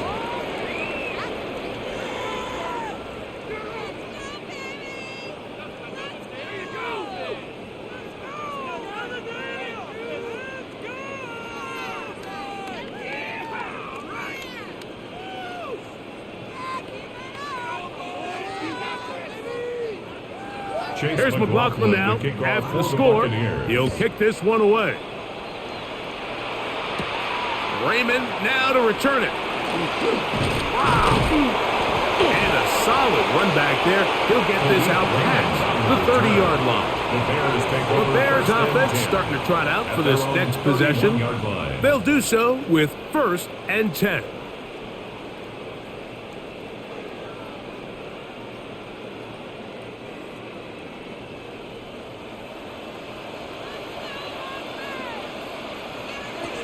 Working out of the gun, here's Williams. Pressure gets there, and down he goes. Vita Vea getting in there to drop him. It'll be a loss of 7 to start this drive. This is what you don't want to see out of your quarterback. As that pocket starts to collapse, the good ones, they can keep their eyes downfield and feel the rush. They don't need to see the rush. Here, his eyes go down. He starts moving around the pocket. Nowhere to go with the ball, and they bring him down for a sack. As a route runner, once you identify zone coverage like they were playing here, the key is find open space and stay in it. He did a nice job here because that was not a big hole. The quarterback had to put a little extra on that one, and they were able to make the completion.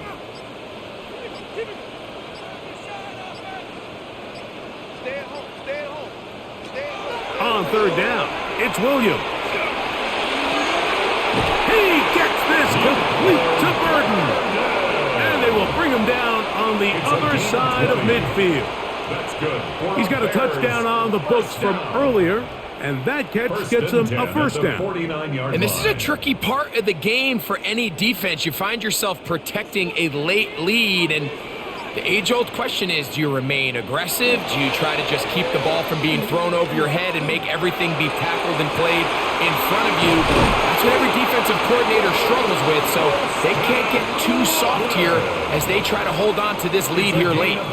It's another big play in a game that's had its share. 35 yards. First and 10. If you want to score points at a high level in the NFL, you have to generate explosive plays. And after that big chunk pass play, they find themselves now down there in the red zone. And this is where you have to finish drives. And that one shut down pretty quickly. He'll get back to the line of scrimmage. Nothing more. And they've really done a nice job defensively holding them in check. I mean, ideally, you'd want your back to average around 4 yards a pop, but they're falling short of that threshold as of now, and partially it's why they find themselves trailing at this stage in the game. Throwing on second down, Williams. He'll be forced to just throw that one away. It's incomplete. At this stage in the game, things haven't been going your way, so one more mistake, it could just be too much to overcome. So a nice decision there, just throw it away out of bounds and give your team a fighting chance. Here's a 3rd and 10. Let's get that touch. Operating from the shotgun, it's Williams. He's got his big tight end, Holston Loveland. Touchdown, Chicago. That is 2nd touchdown tonight. Greg, they are pecking away at this one now. Very big touchdown.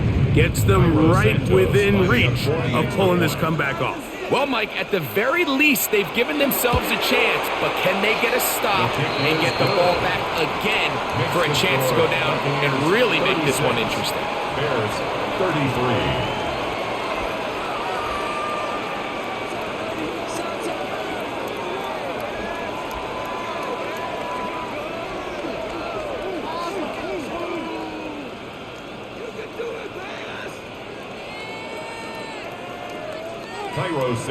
So they've cut into the lead, now just a field goal behind as they kick it off. Johnson now to return. He'll get this up to the 28-yard line. Nice place for the drive to start. Here's the Tampa Bay offense. They're going to take over once more. They'll try to establish some tempo as they start this one with 1st and 10.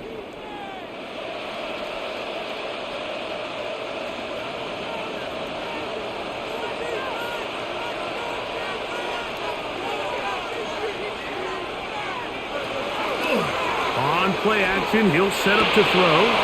Over the middle, that's Godwin. And he's down inside the 40-yard line. It's a big play when they needed it the most. 36 yards. When done properly, crossing routes are a great way to get your receivers the ball in space with room to run after the catch. And that's exactly what they're able to do here, executed to perfection. And they pick up a ton of yards after the catch. And he got rid of that one quickly before the receiver even knew what was going on. That's incomplete. Jalen McMillan, the one he was looking for there. And it'll bring up 2nd down. A rare miss for a quarterback that we've seen really come out on fire throughout this entire contest. I mean, his completion percentage, Mike, is well above league average, and frankly, it's really the biggest reason why they find themselves out front. Little short pass here, caught by his tight end.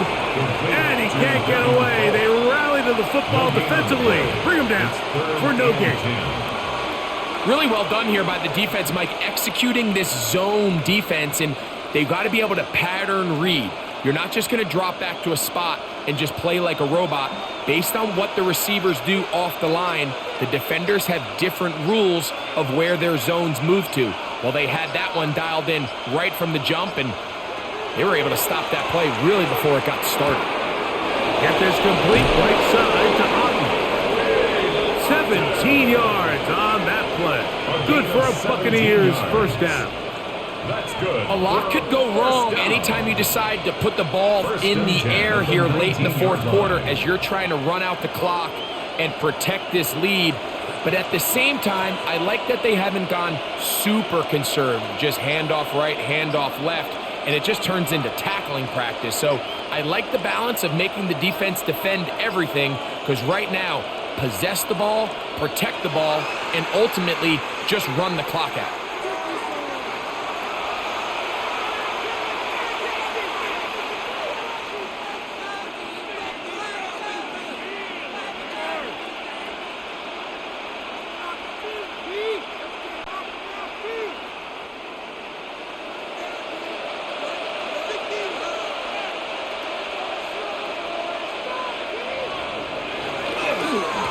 Here's Irving. Good result there after the penalty. They get the yardage back and then some. The Bears will use one of their timeouts here, and they'll get together prior to the second down play. Second and 3.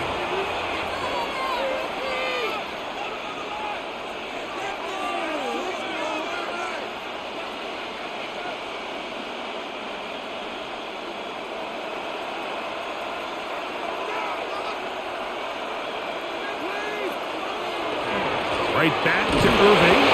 And they'll have first and goal. He is down inside the 10-yard line. That's a second charge timeout to Chicago. They'll be disappointed there after giving up the first down. First and goal, Tampa Bay.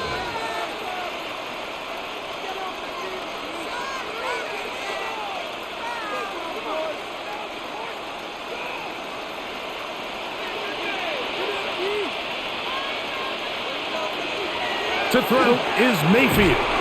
This one caught at the 4. The Bears go ahead, take their third and final timeout, and they'll get together prior to the second down play. At the 4-yard line.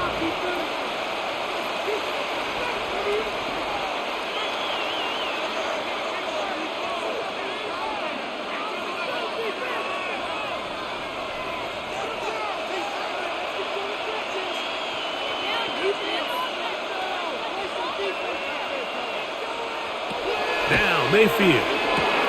And he's into the end zone yet again. Jalen McMillan. Touchdown, Tampa. He has come alive after the break. His third touchdown of the second half. And that is the hat trick. What a game. His third touchdown reception of this one. And nothing they've done to slow him down has worked, Mike. This defense, they're throwing multiple guys at him. They're playing man, they're playing zone. It doesn't matter. This guy is having his way, and he's having a day.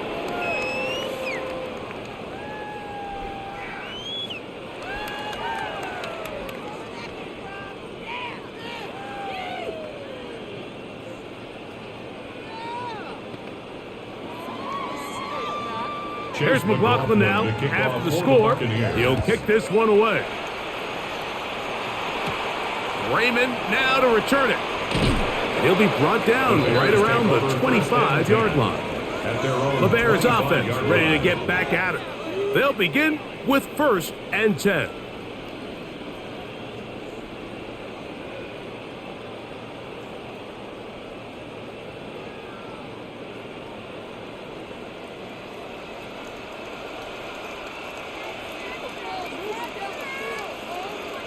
To throw, it's Williams. Throw to the right flat. It is caught. Williams pass complete to Rome Odunze. It's a pickup of 6. Brings up second and 4 at the 31-yard line. Now, second and 4. To throw is Williams. That's to Odunze again. And he's going to be brought down up past the 45.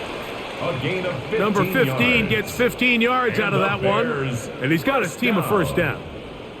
First and 10 at the 46-yard line.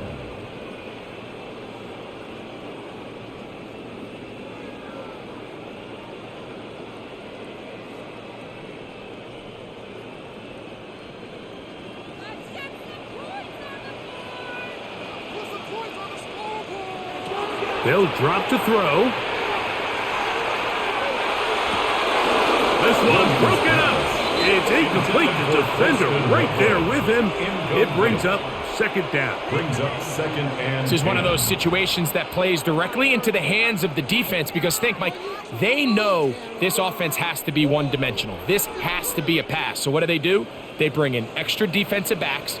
They clog up the back end. And at the end of the day, there's just nowhere for the offense to go with the ball. And he's going to be dropped after a pickup of about 5. complete to Khalif. Defense does a nice job here initially using zone coverage to take away the middle of the field. That's the most valuable real estate in football. Quarterback gets off his first read, sees some openings to the sideline, and him and his receiver are able to connect. Third and short yardage. Here's Williams. And he'll be taken down, but good enough to keep this drive going. It's a first down. These curl routes, he's been running these routes since he was a young kid in Pop Warner football, and I like to call it pulling the string.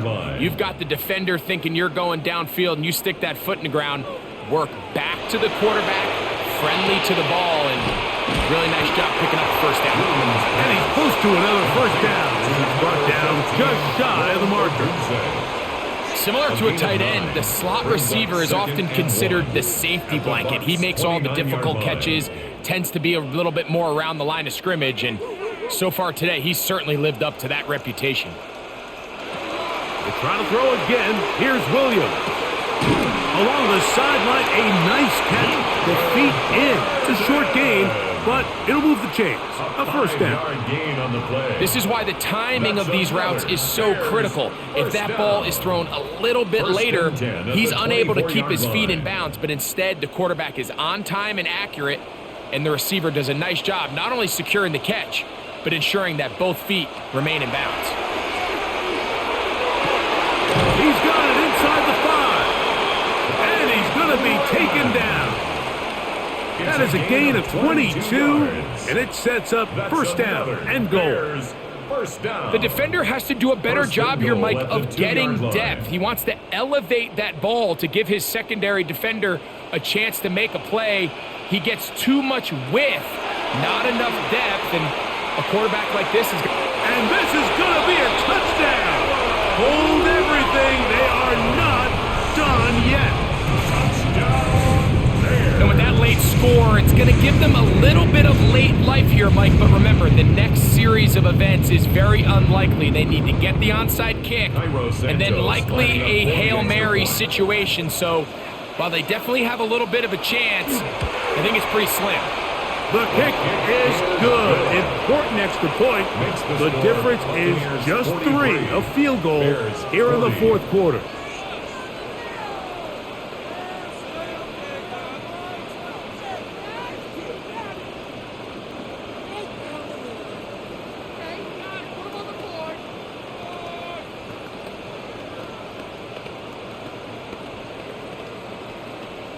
In need of a recovery and a quick field goal. Here comes the onside kick.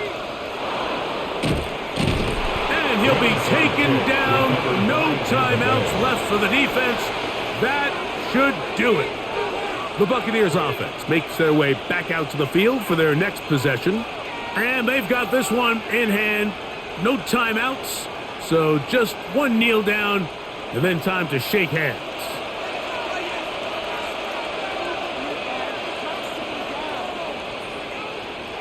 Victory formation, defense powerless to stop. And that should just about do it. So, a win here for the visiting Bucs. This was a game where both offenses were...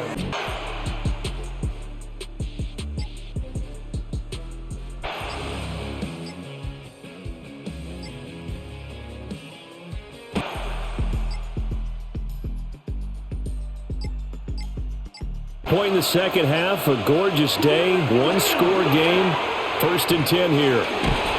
He's going to be sacked back at the 23-yard line. But that's Grady Jarrett who forced his way through to register the sack.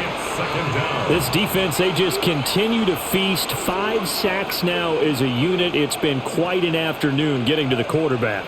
And we're seeing it come from a variety of places as well. Sometimes just the guys up front getting to him. Other times you add extra guys rushing the quarterback, twists and stunts. It's been a variety, and they've had no... And he'll take it into the end zone for the Saints touchdown. Chris Olave with his second touchdown of the afternoon. And the Saints are an extra point away from tying this game here in the fourth. Extra point attempt to follow here.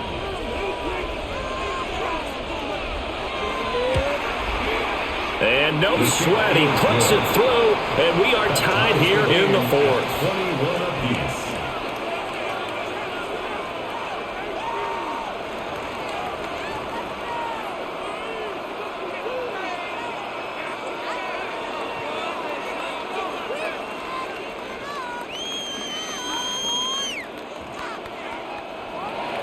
Now this one setting up for a great finish. All tied in the fourth as the kick's away.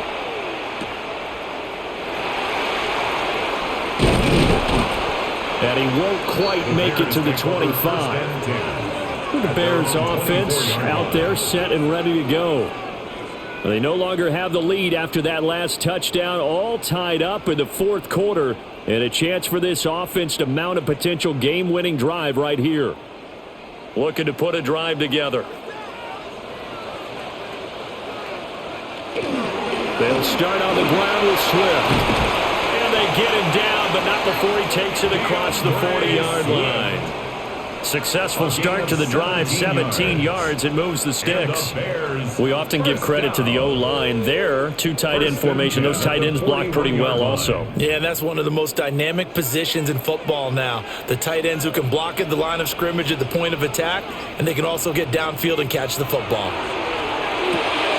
To the left side, into the hands of Adunze.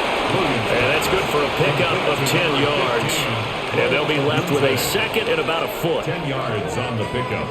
It's second and inches at the Saints' 49-yard line.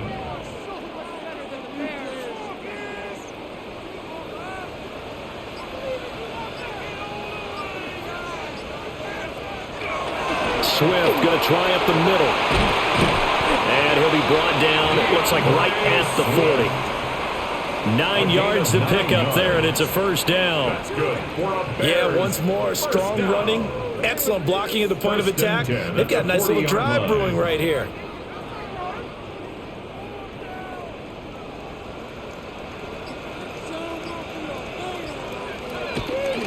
They'll fake the give, now Williams. Firing quickly here, and that's complete. That'll go for a gain of 7, and it'll be second down. Nice play call, a little bit of play action right there. If you can get those linebackers to freeze for just a split second, that's usually all the room you need in order to get it to your tight end. From the 32-yard line now, here's second and 3. To throw, Williams. Over the middle, that's to Loveland, the tight end. It'll be a pickup of 4, good enough to earn him yet another first down. Tell you what, he's been able to put the ball in some tight spots all game long. That throw, no different. Yeah, a lot of people would call it a gutsy type of a throw.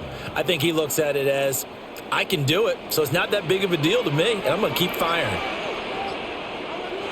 To the air, Williams. Throwing quickly there, but it's incomplete. And their back's up against the wall a little bit, and they come through by forcing an incompletion. Now they've got to continue to ratchet up the intensity a couple of more times and get off the field before giving up any more yardage. Now a second and 10.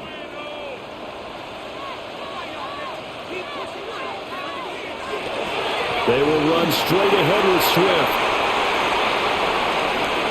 And he takes this one in for a Bears touchdown. DeAndre Swift, his second touchdown of the afternoon. And the Bears answer back with a touchdown of their own to break our tie and take the lead here in the fourth. Now the point after try for Santos. And it's good. That makes it a 28-21 game. Makes the score Bears 28, Saints 21.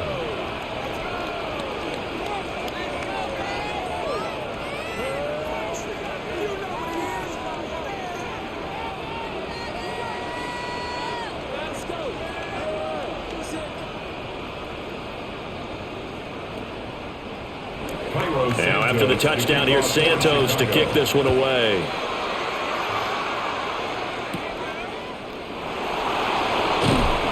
And he'll be stopped up at the 25. The New Orleans offense set to take over. They now trail by 7 after that last touchdown here in the fourth quarter. What a big spot for this offense. See if they can cobble something together on this drive. Looking to put a drive together.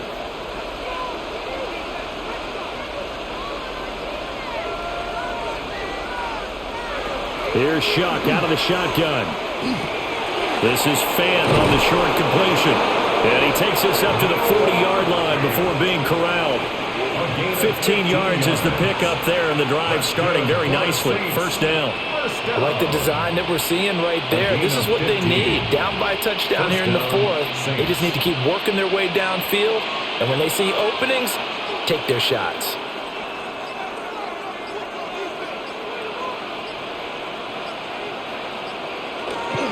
Now a first down carry. It's Kamara. And he is swallowed up right at the line of scrimmage. Just a yard on the first down carry, so it's 2nd and 9. That felt like a trap because it looked to me like the opposing front was on that play from the get-go. They had everyone crashing the ball carrier before he even made the line, and they hold him to just a yard.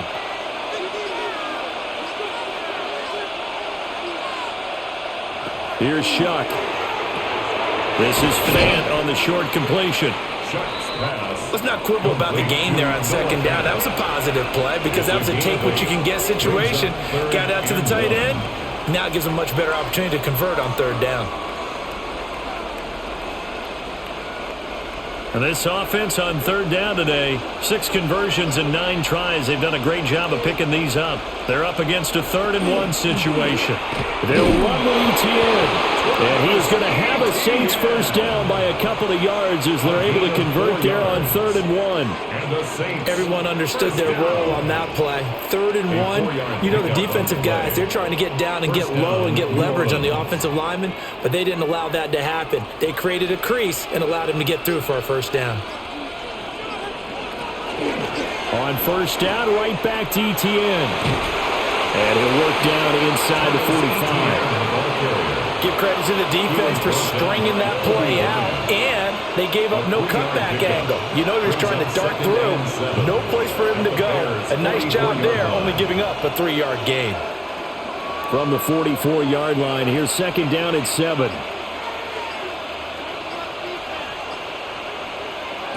From the gun, Shuck. He'll get this out to the flat for ETN. And he'll get it down on the play to the 37. 7 yards there and a first down. But they certainly had success throughout this contest getting him the ball in the passing game, and there he picks up another first down. Whatever they saw going into this one, they've been able to capitalize on it, and no adjustment has been made to take it away. ETN up the middle. And they'll get 8 out of this before being stopped at the 28. Now a timeout here, at least for the moment. Looks like one of the Saints is injured, shaken up on that last play. So as the medical staff takes a look, we'll step aside.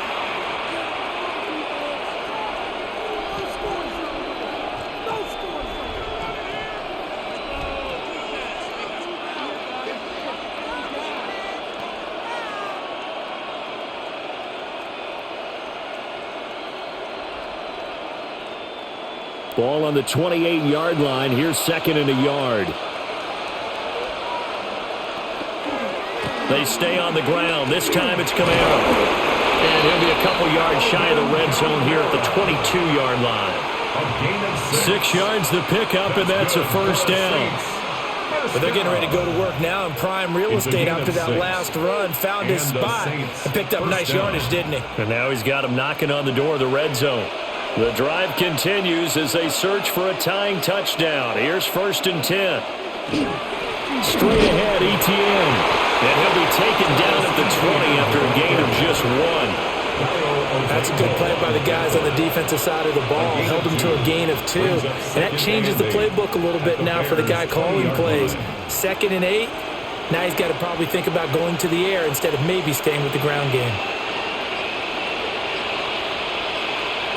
Shuck now to throw. Olave hauls it in. And that's good for a gain of 6. And now 2 yards to go on 3rd down. Makes it 3rd and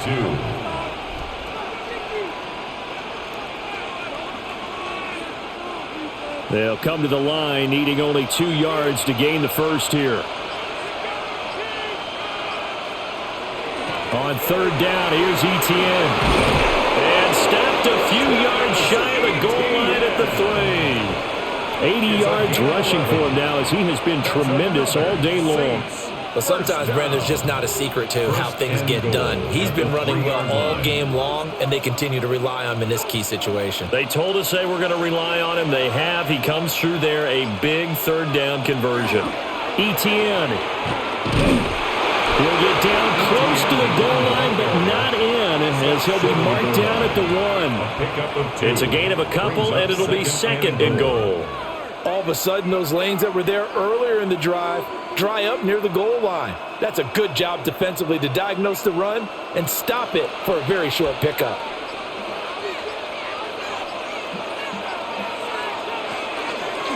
On second and goal, here's the option. And maybe the wrong read there as he's going to go down immediately. Chalk that up as a 4-yard loss. And now it's third down. Not a lot of success to be found there. Oh, you got that right, partner, because if you're trying to make guys miss about 10 yards or so downfield, that's a pretty good play. But if you've got to do it in your own backfield, I consider that a problem. That doesn't work too well. And he's got it. Touchdown, Saints. Devon Vele, a 5-yard touchdown. And the Saints are an extra point away from tying this game here in the final minutes. We are set up for a fantastic finish now. A fourth-quarter touchdown here. We're an extra point away from a tie football game. And I know they're thinking about possibly going for 2, but I'd go ahead and kick this one and just get it back to level. Don't forget the extra point. It's up and good. And we are tied here in the fourth quarter.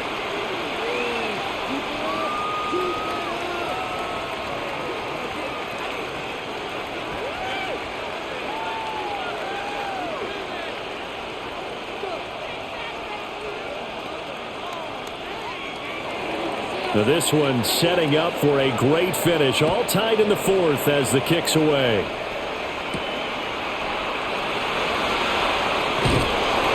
And able to get this out to the 25. Another drive coming up for this Chicago offense. So both of these teams, Charles, coming off touchdowns now, but this offense, they just had to stand on the sideline, watch their opponent author a really impressive drive to reach the end zone. Yeah, and I think you're not telling yourself the truth if you don't think there's some one-upsmanship going on right now, because they just had their touchdown answered by a drive with double-digit plays that also found the end zone. Now they want to do something even more impressive to answer that one. And the big fella stuffed that one up in a big way. I think doubling him has to be a priority, because you can't move up to the next level if you don't take care of him first.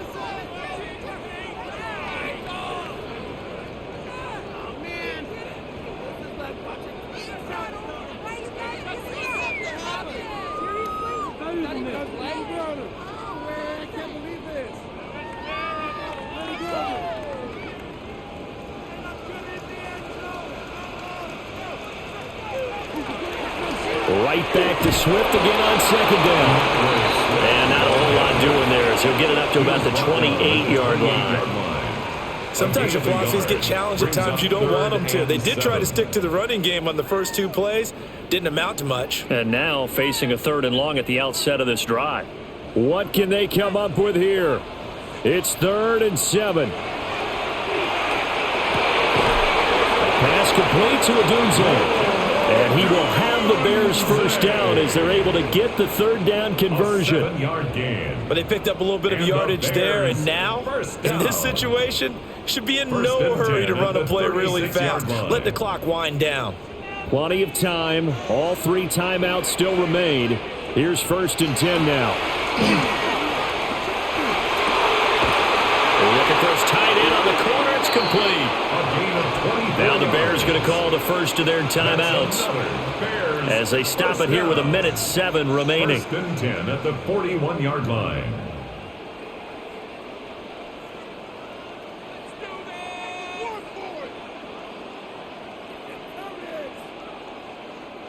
Here's 1st down.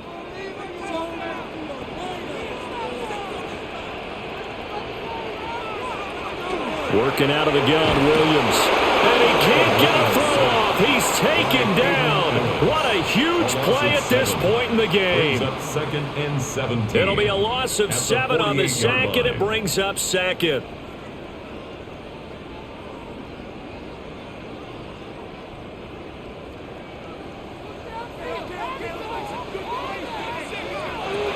To throw, it's Williams. Open man is Raymond. He's got it. A couple extra defensive backs out there in the dime, and because of that, really not many places to throw the football, if any. And typically, what would you want to do against that dime? Run the football. You want to run the ball, but you can't do it in this situation. Not nearly enough time on the clock. You having to really navigate against a tough defense presented against you.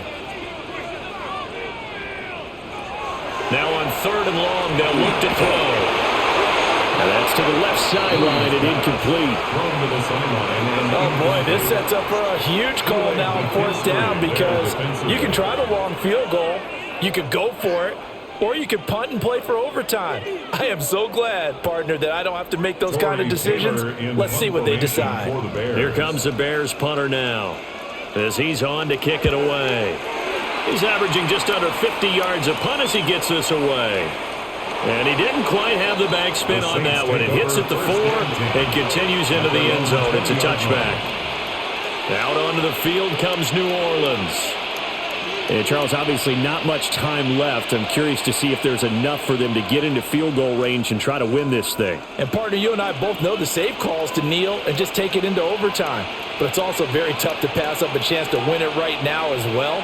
But remember, if you do attempt that, it's got to be a big play downfield and still leave yourself enough time to get your field goal unit out there and kick for the win.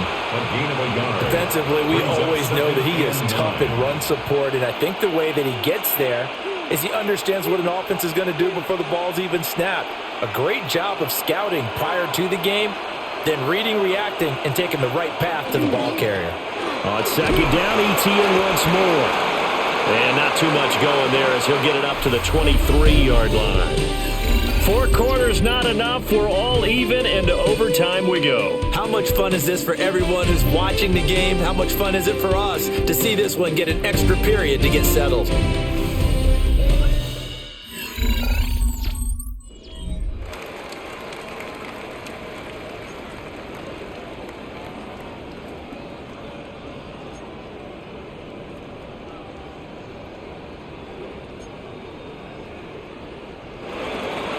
So it's the Bears who will have the first chance to win this thing as we are underway here in overtime.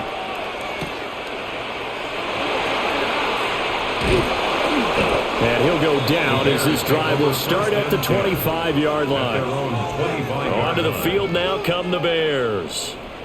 Over on the sideline, hoping to hit that reset button between possessions. Last time out, they had to punt it away. This time hoping to finish this thing off in the end zone. Looking to put a drive together. Here's Williams. Oh, he's got a man wide open, complete. This will be stopped about 2 yards shy of the marker. 8-yard gain, 2nd and 2.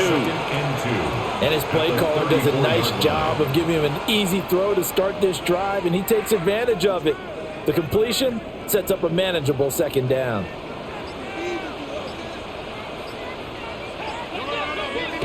Looking to throw is Williams. He'll look middle here and get it to Odunze. And he slips up past the 45 before being tackled. 13 yards. They call his number again. It's his 6th catch and a first down. First down. 1st and 10 at the 47-yard line.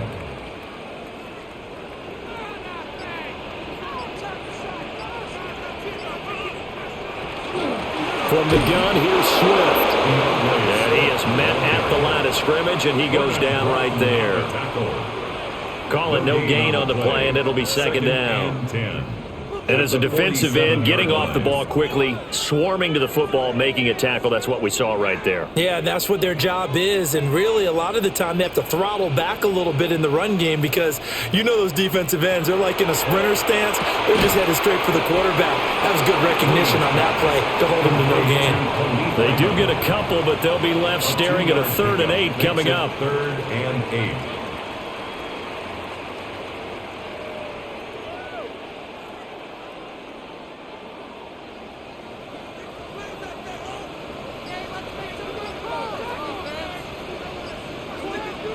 From the shotgun, a throw for Williams. Work in the middle of the field, and he's got a man complete. And all the way inside the 15 before they drop it. A big play that time on the catch and run. 38 yards.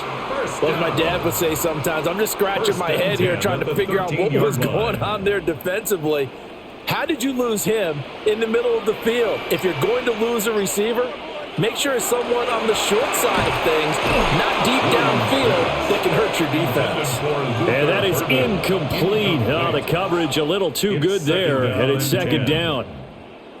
In the red zone, precision is the watchword. If the throw's a little too early, too late, maybe off a little bit, going to be a good chance that any attempt is going to be a contested one, and that one falls incomplete.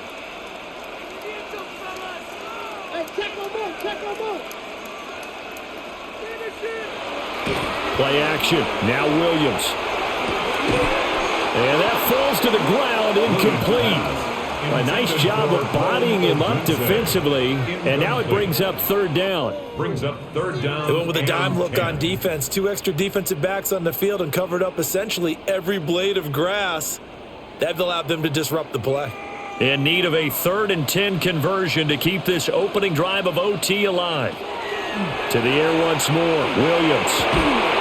That is caught. And the Bears are going to have 1st and goal as they try to finish off this drive with 6 points. Shaping up to be a very efficient opening drive here in overtime. And can you feel the tension building? Because I'm feeling it. All right, I've got the sweaty palms here with each play because of the enormity of what's going on. Each play means so much in overtime, and they're handling it well as this drive continues. Swift is not going to get back to the line of scrimmage as they'll tackle him at the 3. That sends him 2 yards in the wrong direction and leads to second down. He's had some big runs in this game. Not there, though. But I don't think they're going to be deterred by that play right there. He's had some nice runs in the game, and how many times have we seen a good running back get stopped, yet turn it into something big on a later carry? I'd stay with him. And he is going to go down back at the 11-yard line. Multiple players getting home there for an 8-yard loss. When you're this close to the goal line, you've got to expect pressure from the defense, so the ball's got to come out fast. Got to get out of his hands quicker. They need to reverse the trend. The last 2 plays have gone backwards. Now it's 3rd and goal. They'll look to throw for it with Williams. To the goal line, but it's incomplete. That's a pretty play there. Got in at the last second, helped force the ball free, and kept them out of the end zone. It's now 4th down and goal. So a big one coming now for Cairo Santos. This to at least get him a lead here in overtime. Santos' kick is up and through, and with it they have taken the lead. So they do get the short field goal here to get them the all-important overtime lead. But, Charles, you wonder if they'll wind up ruining the fact that they were able to get down into the red zone, yet not able to find the touchdown that would have won them the game. Brandon, you're absolutely right. In overtime, when you get the ball first, the hope is your opponents never see the football. But now they're going to get a drive to try and win it, or at least keep the game alive with a field goal. And I'm getting a dictionary out to look up ruin. And it's a pretty good return here as he'll get this up to the 29. The New Orleans offense set to take over. Well, it's pretty simple now. They need a field goal out of this drive to extend overtime, or obviously a touchdown would win it. Looking to put a drive together.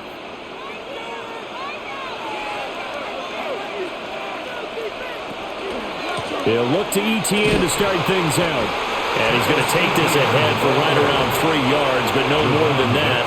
Second down. So a little chunk there on first as they try to chip away down 3 in overtime. I like your description. Chip away, down 3. You don't have to get it all in one big play, although obviously that would be nice. But there's no need to have that type of risk associated with it. Run your offense, get first downs, get yourself in a position where you know you're going to at least get 3 and keep this game going. You get 6, so much the better. No gain on the play there, so they're left with a 3rd down and 6. I know that speed is the hallmark of today's NFL game, but the key to good rushing defense is still having your linebackers set the edge. 3rd down and 6.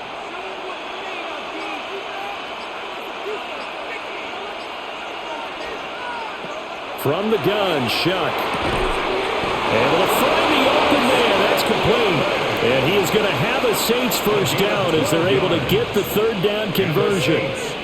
Charles, you get into these overtime situations, that's not a bad guy to dial into. Well, when you have to have plays, especially in a spot as you just described, we're in OT, you've got to go to the guys you can trust and you know are going to make the plays. What they say, it's not... Oh, it's intercepted. That'll seal it. Tyreek Stevenson picks it off. And the Bears are going to win this football game here in overtime. But Charles, a very simple...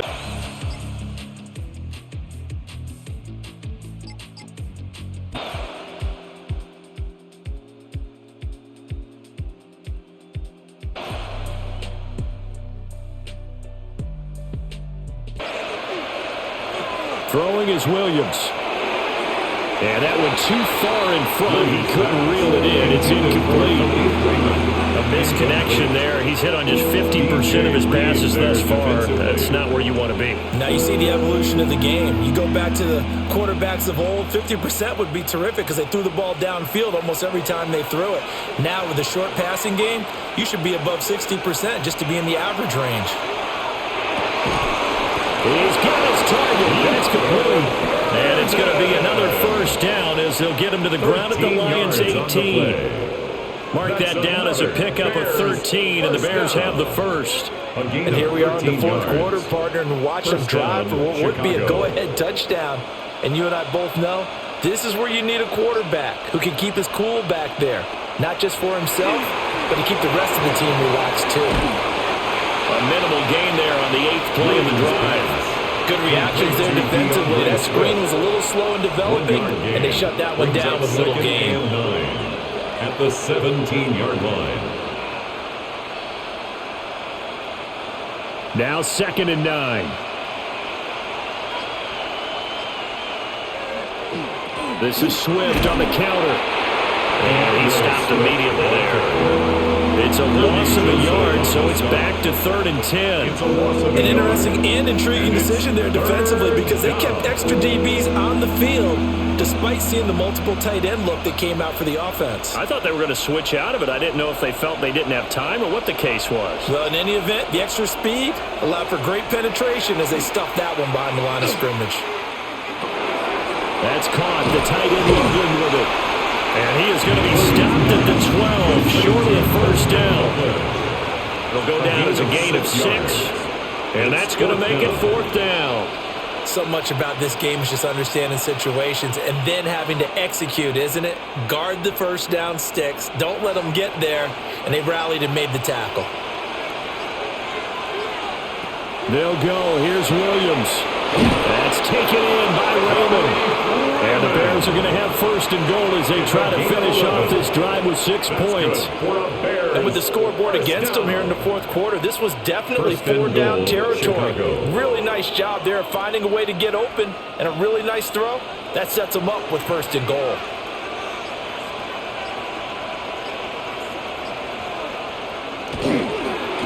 They'll run with the Rutgers man, Kyle Monunga. And he is going to be stopped cold behind the line of scrimmage. A loss of 2 there, 2nd down. That's a really alert defense there because they saw the heavy look come in from the offense, countered it with extra linebackers who brought a little bit of speed and heft, and able to really make a big-time play for their defense. And they'll run again. And he's into the end zone. Touchdown, Bears. Chicago. Kyle Monunga taking it in from 4 yards out. And the Bears answer back with a touchdown of their own to take a fourth quarter lead. And this is a time of game where offensive lines can really dictate a team's fortunes. It's been a tough battle. They've been out there for a long time. But this was a question of who can wear down who. And that's excellent work to put a long drive together and finish it with a touchdown run to take the lead. 14.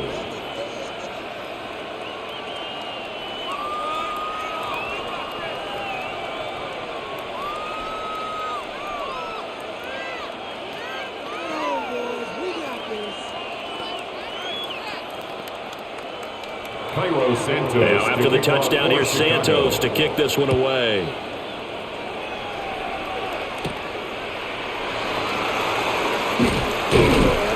And the tackle going to be made right there at the 25-yard line. The Lions offense, they get ready to head back onto the field.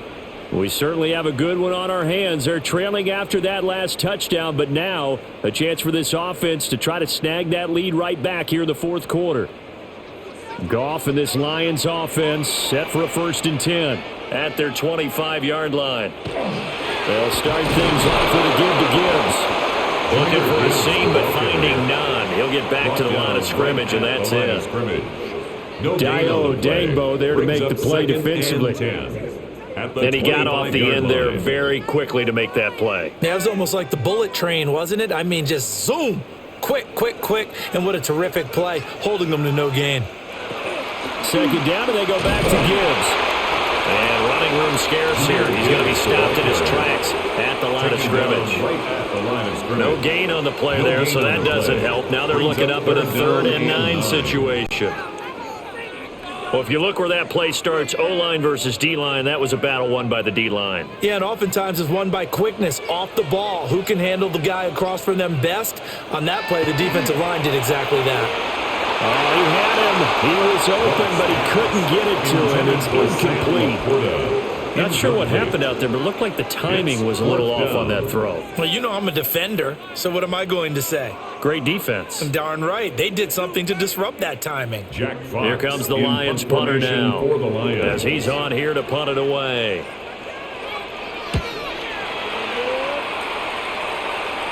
Fair catch signal for and taken just shy of the 30-yard line. So possession goes over here on the punt, and the Bears take over.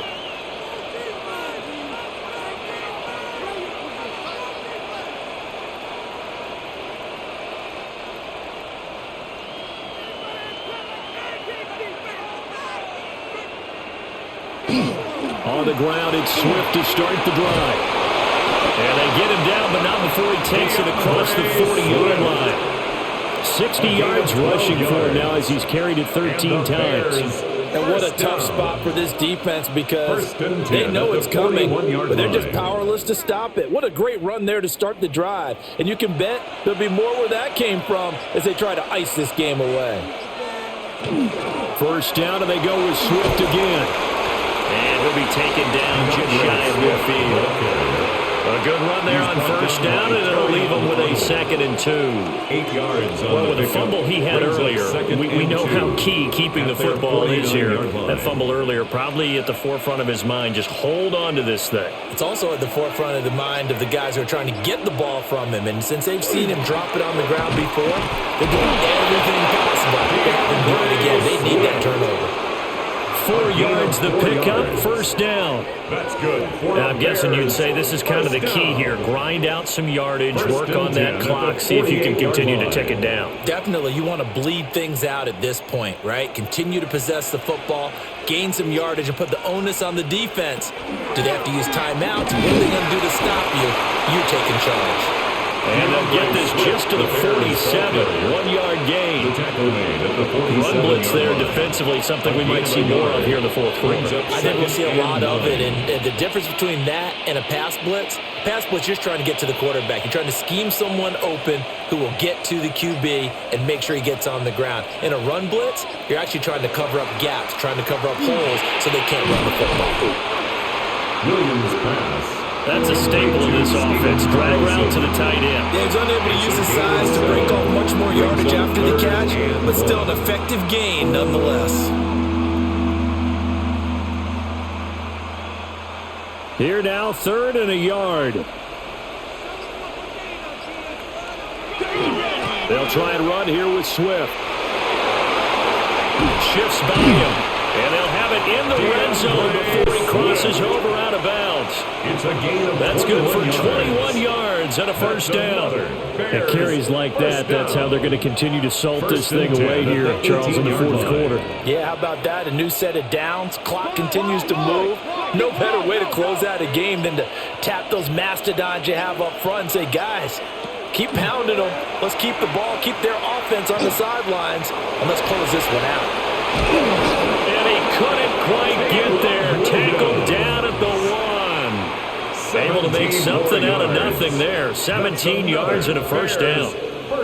Well, there you go. Save your best scramble of the day for a big-time situation in the fourth quarter, picking up the first. You don't want to use it up early, right? You want to make sure you save it for that exact moment, that key time, and that's what he did, although you and I both know it wasn't planned that way. And he is in. Touchdown, Chicago. Kyle Monangai with now 2 fourth-quarter touchdowns. And the Bears are able to build on to their fourth-quarter lead. Everybody in the stadium knew what they were going to do right there, CD. 3 tight ends on the field, all that extra bulk, and they run it in. And you saw where that one went, right? You run it over your best blocker. You can just see the head coach right now. I want to run this one over the big boy. And they got it done.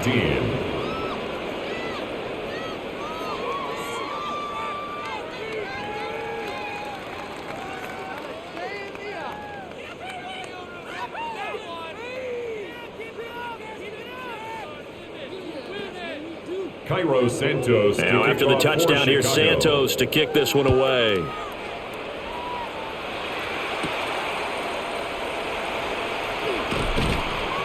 And he takes this near the 25, just a little pass there, called it the 26. And Detroit getting set to go now. And the script really is flipped for them. The momentum on the other sideline, and now they have to try and battle back from a 2-score deficit. Goff and this Lions offense set for a 1st and 10 at their own 26. They'll come out throwing here to start the drive. Finds Gibbs on the check down. One thing I think that's safe to say defensively, the tackling's been really good. And because of that, it's been very, very hard for them to move the ball because you're not getting the benefits of run after catch. They're tackling them almost on the spot. That means you have to run extra plays, harder to move it. Still 9 yards to go on 2nd down from the 27. Off play action. Here's Goff. And it's knocked away and incomplete. When you're leading in the final quarter, your radar has to be up for any potential deep shots. And probably not the last one they're going to see in this game, not as long as they hold this lead. This offense so far on 3rd down, lacking much success, just 2 for 7 to this point. This is 3rd and 9. Able to hook up with Williams here on the out route. And he's going to have a Lions 1st down as they're able to get the 3rd down conversion. All right, this is the time of the game where they're down a couple of scores. And they've really got to get some yards in chunks, and they know the defense doesn't want to give those up, but they've got to find a way to take them anyway. Now the question is, can they string a few of those together? Again, Goff. Now, quick throw there is incomplete. I think he could have scanned downfield forever, but there wasn't anything available. Ends up throwing an incompletion, and I think he'll take that.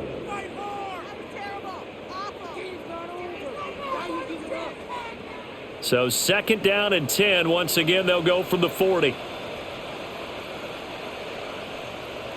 Out of the gun. Goff. That pass completed to Dortch. And he'll be taken down, but not before he gets into enemy territory. That's good. It's a gain of 14 and a 1st down for Detroit. You cannot write these guys off just yet, not with a quarterback like that under center. You mean it actually crossed your mind, with him running the team, that you could actually maybe write this game off? Not yet. Not a chance. Not with him. We've seen it too many times. Over the middle and taken in by Laporta. And he's going to get this inside the 30. Another strong gain on the last 2 plays. They've moved it a combined 33 yards. He's certainly done a nice job spreading the field on this drive, and here he finds his big tight end for good yardage, and that's what you have to do. Keep defenses guessing about where you're going to go with the football. Throwing again is gone. Got his man. It's Dortch. Call it a gain of 3 on the play, and that'll bring up 2nd down. Oh, it's time to give a little credit there to the defense. They played that very well because it was a drag route, and he ran a little shallower than normal as he worked straight across the field. He was hoping he'd get lost behind the defensive line, but once he made the catch, nowhere to turn upfield and gain any yardage. A shotgun snap for Goff. And this throw incomplete. Well, the defender all over it that time, and it's going to lead to third down. Incomplete. It's been clear in this matchup which side has been the more physical one. It's been this defense. And here's another example on that last play. A big play looming on third down. Here's Goff. Pass complete. That's Lovett. And they've got it inside the 10 at the 8. It's a gain of 16 yards. And the Lions first down. First and goal at the 8-yard line.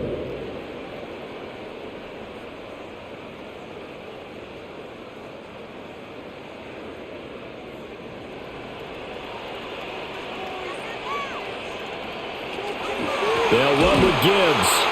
And he is met in his tracks behind the line of scrimmage.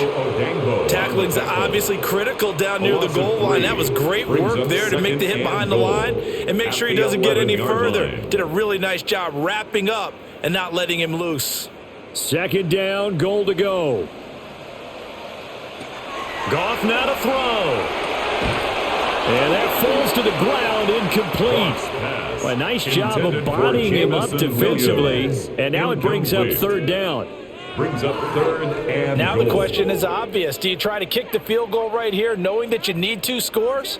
I would be thinking about it if I were on that sideline. Get the field goal now, try and get the touchdown later. Now Goff. He gets this out wide to Gibbs. And here he'll get it down to the 7. Did they maybe play that too safely on third down? I know you don't want to just throw a ball blindly downfield, but they didn't help him a whole lot. I think they probably said if it's open, take the shot. If not, get something safe because we do have fourth down to try and pick it up. The field goal doesn't help. They're going to go for the 6 here on 4th and goal.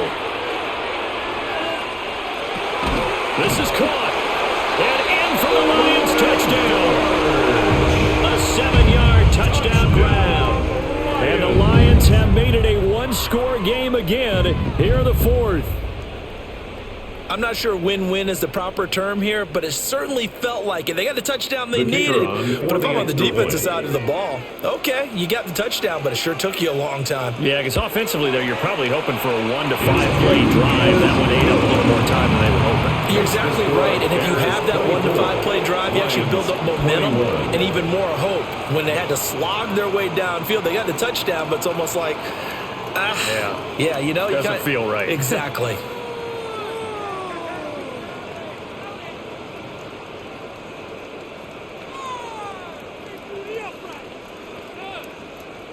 So with just over a minute to play, this becomes a make-or-break onside kick. And the hands team does its job. They're able to secure it. A tough one there. They certainly wanted that when they needed it, but they didn't absolutely have to get it. They still do have 3 timeouts. You're exactly right. They had to attempt it. But even though they didn't get it, as you noted, with 3 timeouts, if they can get these stops on defense, all hope is not lost.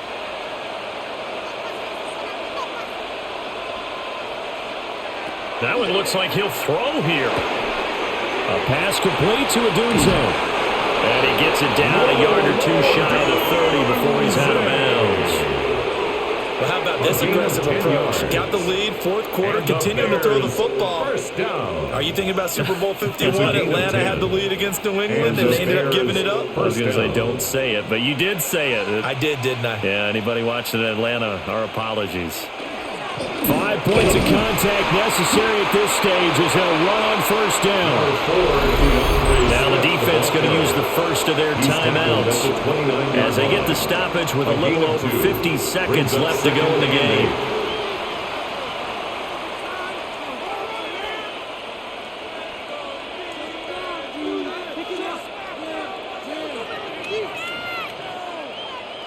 This, in all probability, another run here on 2nd and 8.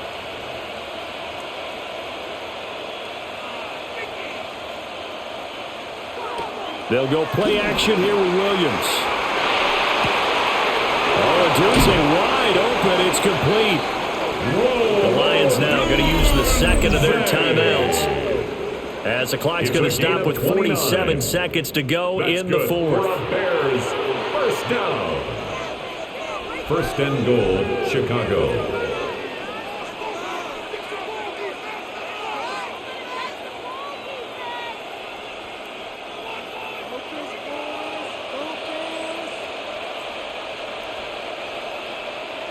The win for the Bears just around the corner. They go down to a knee. The Lions quickly now going to use the last of their timeouts.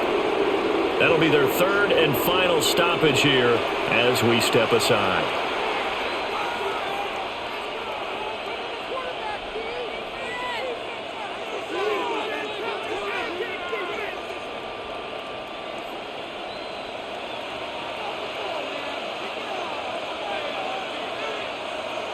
And they take a knee.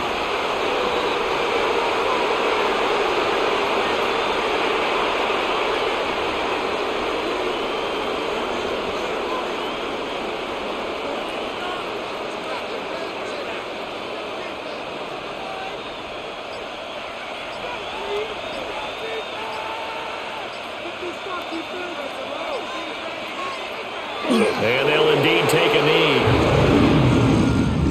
That was an excellent come-from-behind victory, Charles, especially there in the fourth quarter, both offense and...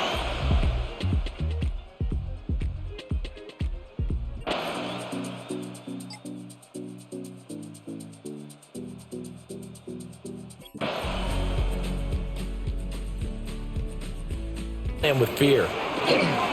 Swift going to try up the middle. And he'll be tackled right on the midfield logo. 42 yards rushing for him now in the ball game. If you can keep getting gains like that, Charles, with the lead here in the fourth quarter, I mean, keep running it, right? No doubt about it, but what the offense coordinator has to do is understand they're going to continue to stack the line of scrimmage. What runs do you have in your arsenal that'll work against a stacked box and continue to move the ball? And he'll get it down to the 47 here.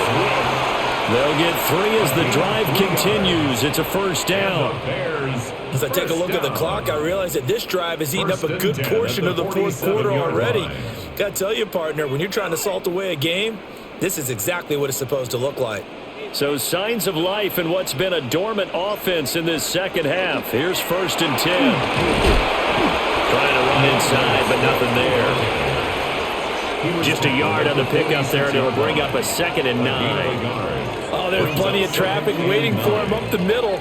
But give him credit, he tried barreling through anyway. They're fortunate to get a yard out of that one. From the 46, here's the 2nd down and 9. They'll fake the give, now Williams. And that's out to the flat for Swift. And he'll go out of bounds after taking it a little further down inside the 40. That's a gain of 7. He's already proven to be a factor in the running game on this drive. Now he gets involved in the passing game. I think what we're seeing here is the modern version of workhorse in the NFL, being able to run it and catch it with equal proficiency. To throw, it's Williams. I'm not sure he saw the linebacker there as that's batted down and incomplete. He came through well with a nice pass breakup there. Fortunate that he was on the spot. He's the only guy left to prevent the first down. Waste of time. And with things looking pretty good on the scoreboard, they're going to keep the offense out there and go for it here on 4th. They'll try it now with Swift. Good footwork at the 30. And maybe a little over pursuit there as he's able to take this down to the 25-yard line. 4th down, no problem. Just a ho-hum pickup of 14 to keep the offense on the field.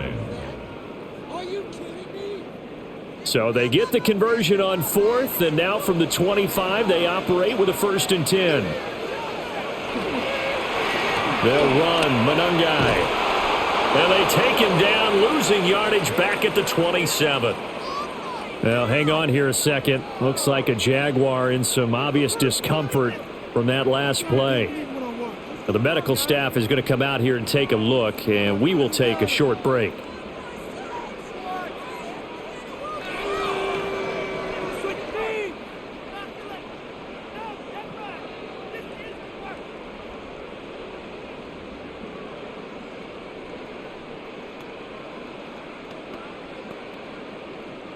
A rare misstep on that last play because the drive has been strong, but now it's 2nd and 12.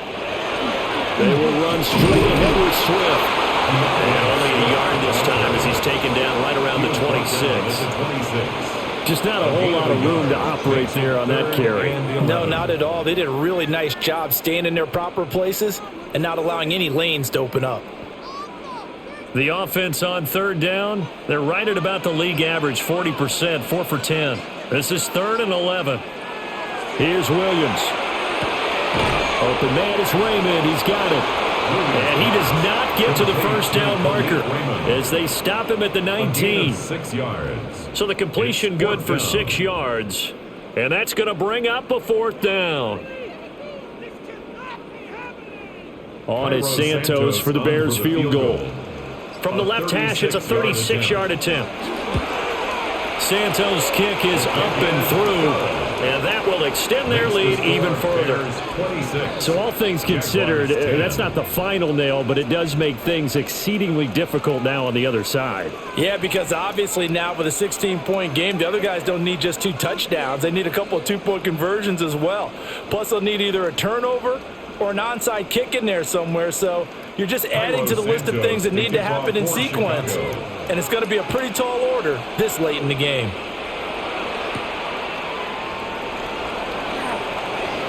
Dances by him. Solid return, pretty good field position. They'll start at the 32. The Jaguars offense now heads back onto the field. Defense got the better of them last series, forcing a punt. See if they make a few changes in the game plan here and try to get points out of this drive. 1st and 10. Lawrence bringing the Jaguars up, 1st and 10. At about the 32. The play-action fake. They'll look to throw. That's caught by Myers. And they're going to have this across midfield and inside the 45. A really nice gain of 25 yards.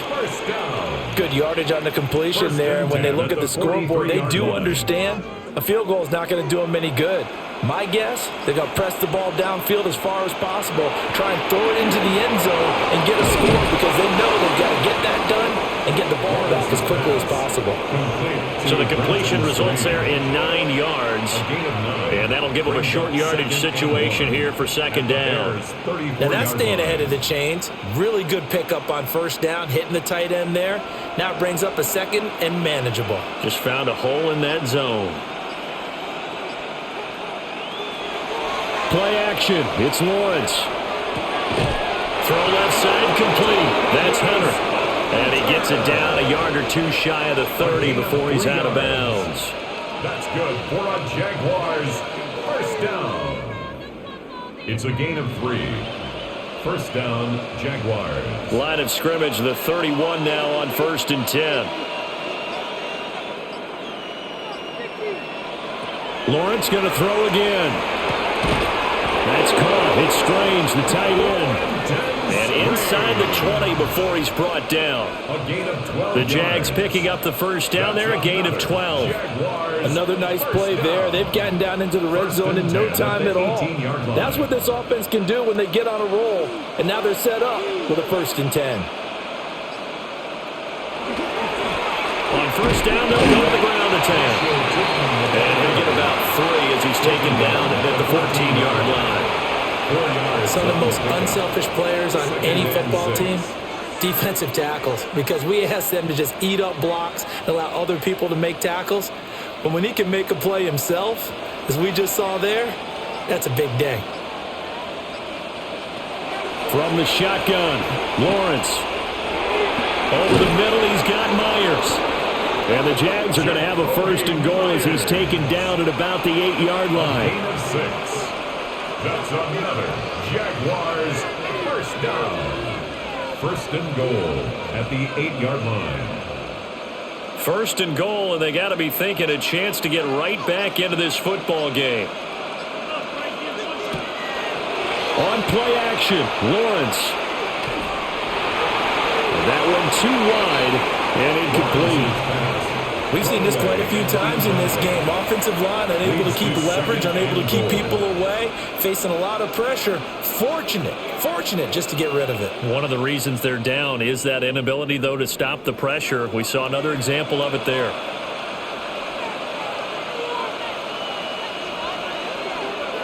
Looking to throw, Lawrence.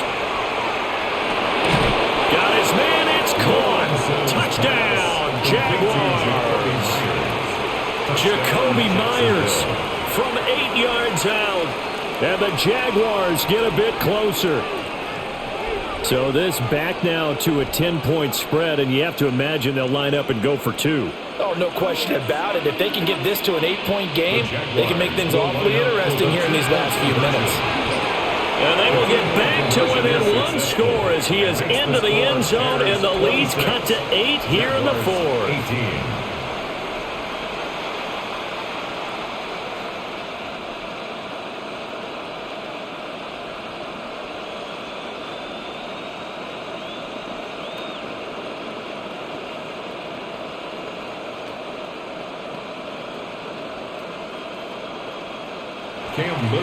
The kickoff unit is out on the field, and they will send this one away.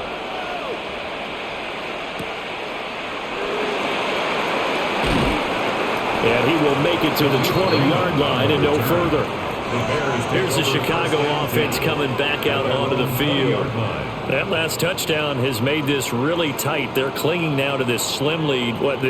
Second half, they only have a field goal. This offense needs to kick it into gear. And right now, I'm looking directly at the field general, at the quarterback, because to me, he's got to take over right now. By word, pumping his team up, and then, of course, by deed with his play. My high school coach used to say that all the time. Lanny, take over by word and deed. And deed means action. Exactly. Give him 10 yards there, and about by the nose of the football, he's going to have a first down. Well, it may seem a little unorthodox to some people. Got the lead, 4th quarter, yet he's still firing away. I think he believes that's the best way to go ahead and win the game. Yeah, a lot of coaches say, let's just run the football, be conservative. He's sticking to his game plan. No, that is his game, and that's what they're going to ride. And they've got it well across midfield down to the 40 before it's all said and done. They got 29 yards that time. These guys certainly are not hiding what their intention is. They're absolutely showing it. They're definitely not going to sit on this lead here in the 4th quarter. They couldn't ask for much more to this point in the second half. A gorgeous day, 1-score game. 1st and 10 here. There's a short one caught by Loveland. He's tackled a yard short of the marker. Good gain of 9 on 1st down. Nice rhythm throw there on 1st down. He located his tight end, made it a nice easy pitch and catch. Hoping he can break a tackle or two. Wasn't able to do that there, but still good yardage. From the 31, here comes 2nd and a yard. Running is Monunga. And he'll go down at the 28. They'll get 3 as the drive continues. It's a 1st down. So they didn't accomplish their goal. They didn't get a stop there, gave up another 1st down. They have all 3 timeouts in their pocket. I think defensively you've got to start thinking about using them here. I was just going to ask you at what point you think now's the go time? I think now's the go time. I don't think you sit back and wait because they can take a lot of time off the clock between plays and run 3 to 4 and really put you in a stressful spot. Just what you want on a 1st down run. Call it 8 yards, and it's 2nd and 2. Good gain there on 1st down. It keeps them in a running situation probably. They did everything right on that play, didn't they? They got the leverage up front, good blocking, nice hole for him, ends up picking up nice yardage, stays in bounds to keep the clock rolling. They are in charge of this scenario right now. They want to stay that way. And not in any rush offensively. The Jaguars going to go ahead and use their 1st timeout. And as the 2 teams talk it over on their respective sidelines, we take a break. At the 6-yard line.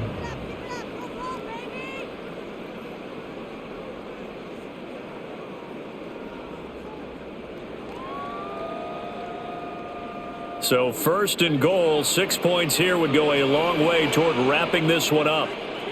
Let's get that touch. They'll run here with Monungai. And he takes this one in for a Bears touchdown. Kyle Monungai, a 6-yard touchdown run. And the The Bears have opened up a 2-touchdown lead here in this fourth quarter. And that right there is the definition of a statement drive. You're in the fourth quarter, trying to get to the finish line, and here they were able to hold the ball for a long time and move it down the field. And how about them finishing it off with the touchdown run? Winning football 101? Check that box.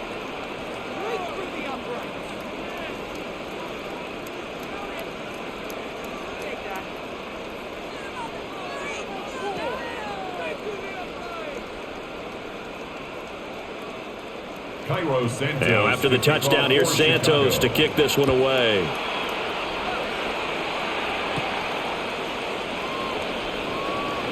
Oh, a dangerous return man showing it here. And all in all, a pretty solid return. Nearly got it to the 35. They'll mark him down officially at the 34. And out now comes Jacksonville as they get ready to go.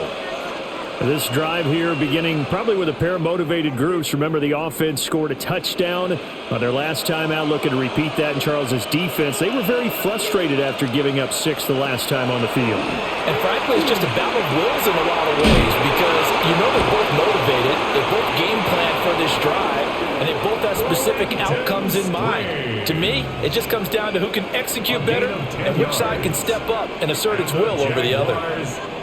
At this stage, this drive's got to be touchdown or bust because you need 2 of them. And if I'm the offensive play caller, I'm not just looking at my dagger plays downfield. I'm looking at some of my specials, something that can fool them and give you a big play now. With a sense of urgency. No doubt. Short play like that in this situation this late, that's a win for the defense. No doubt. And I remember something Coach Madden used to talk about all the time. Sometimes you can't just take what the defense gives you. You have to take what you need. And in this case, the offense is taking what the defense is giving them, not what they need.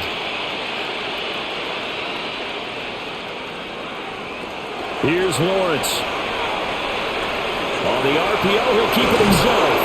And he's going to have another first down as the tackle's made here at the Bears' 37.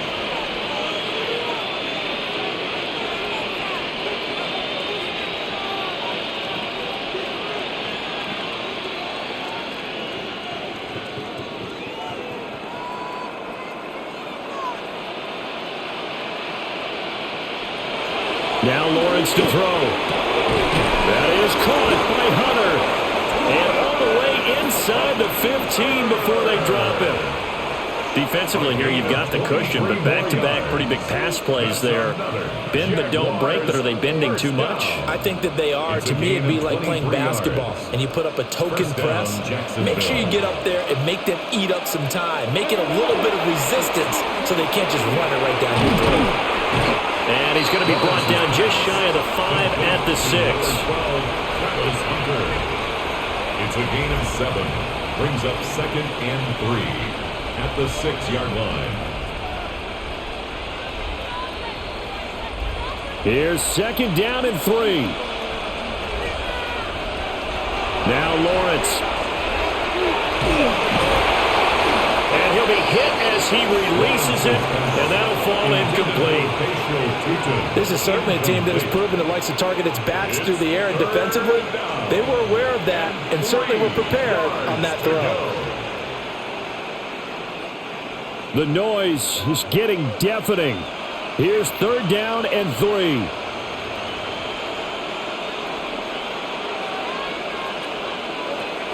Again, it's Lawrence. He'll try to pick it, and he takes this one into the end zone, and all of a sudden, here in the final minute, things get a little bit tighter.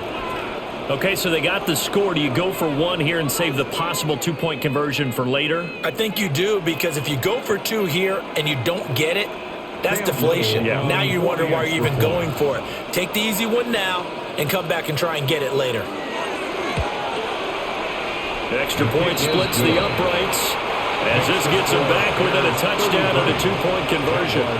25.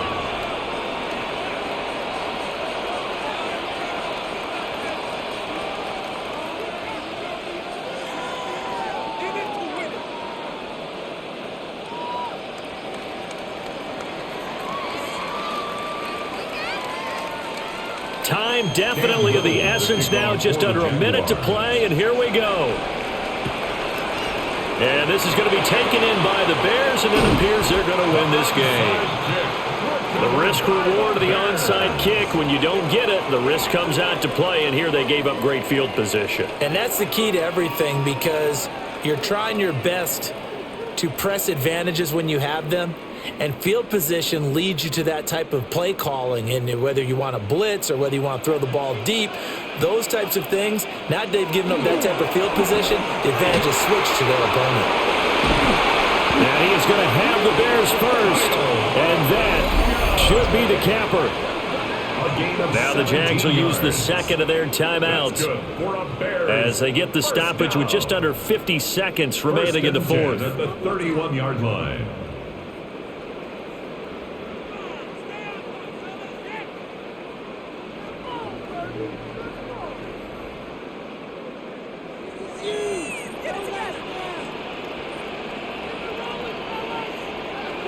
The win for the Bears just around the corner. They go down to a knee. Well, things started off exciting this one. Had a high-scoring first half, and nobody let their...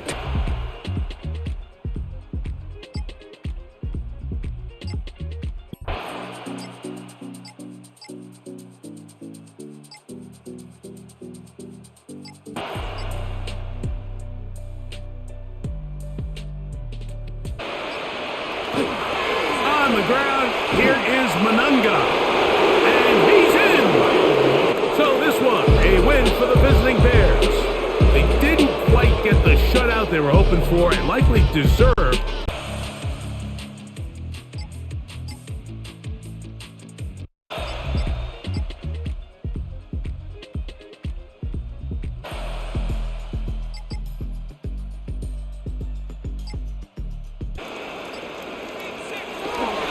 First down, here's the run with Cook. And that one opened up for him well as he'll take this down to the 26-yard line. 11 more yards that go around, a first down as well. We'll definitely see some open running lanes, and he's taking advantage of it right now, but that shouldn't be a surprise. Defense has the lead. They're playing for the pass first. The drive continues as they search for a tying touchdown. Here's 1st and 10. Here's Cook again. And nowhere to run on the interior of that defensive line. He'll get back only to the line of scrimmage. No gain on the play. Officially no gain on the play, and it's second down.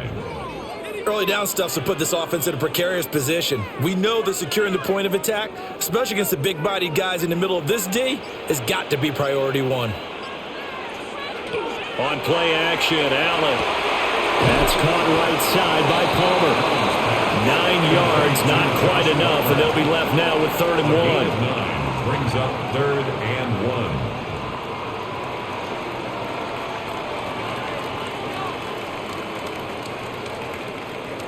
So they just need 1 yard here to pick up the first down. Allen now on the sneak. And he is going to have a Bills first down.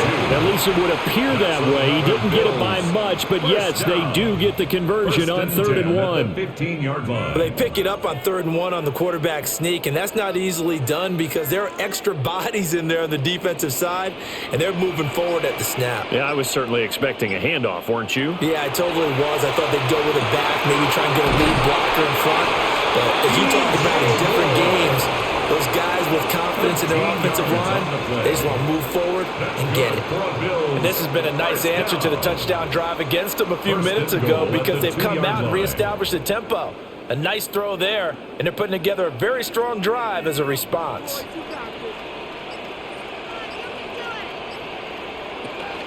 Cook will score. Touchdown, Buffalo. And we are set up for a fantastic finish now. A fourth-quarter touchdown here. We're an extra point away from a tie football game. And I know they're thinking about possibly going for 2, but I'd go ahead and kick this one and just get it back to level. Tyler Bass now for the point after.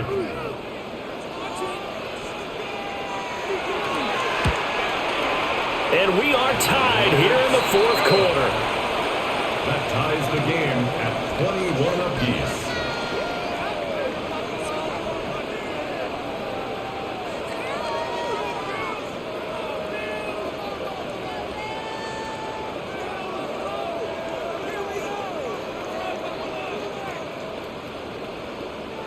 Now this one setting up for a great finish. All tied in the fourth as the kick's away. Well, a dangerous return man showing it here. And they'll have very good starting field position as he's up just shy of the 40. And now Chicago getting ready to go as they take the field. Well, they just gave up the score to tie it. That's the bad news. The good news, plenty of time in this fourth quarter to try to grab that lead back. The Bears in good field position to start out 1st and 10 at the 39-yard line. So give them 5 yards there on the pitch and catch, and it'll be 2nd down.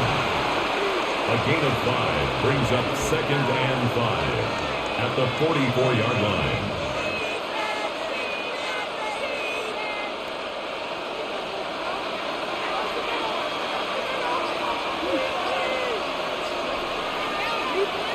Looking to throw is Williams. That's caught left side, Burden.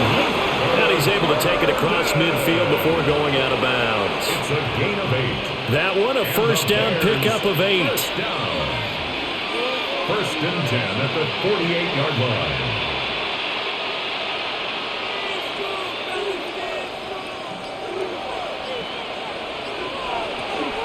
Swift going to try up the middle. Breaks the tackle. He's got room to run. And he's got this down to the 35. 58 yards on the ground for him now as he's done that on 15 carries. We use the word relentless a lot with guys who are aggressive on the field. In this case, it really fits, doesn't it? How about his ability to break tackles and his feet never stop moving? Throwing is Williams. Throw right side taken in by Adunze. And he is out of bounds inside the 30. So the completion good for 6 yards. And it'll be 2nd down. It's a pickup of 6. Brings up 2nd and 4.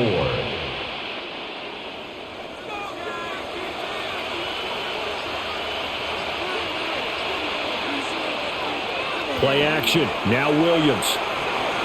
Now a run here off the RPO. He'll keep it. And he takes this one in for a Bears touchdown. Caleb Williams, 28 yards. And the Bears answer back with a touchdown of their own to break our tie and take the lead here in the fourth. Santos now to add the PAT.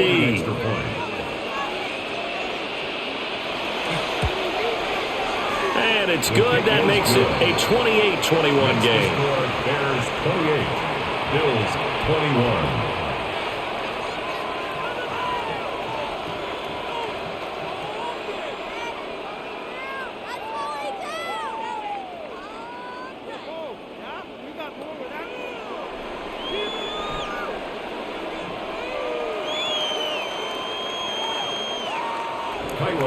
Now after the touchdown, here's Santos to kick this one away.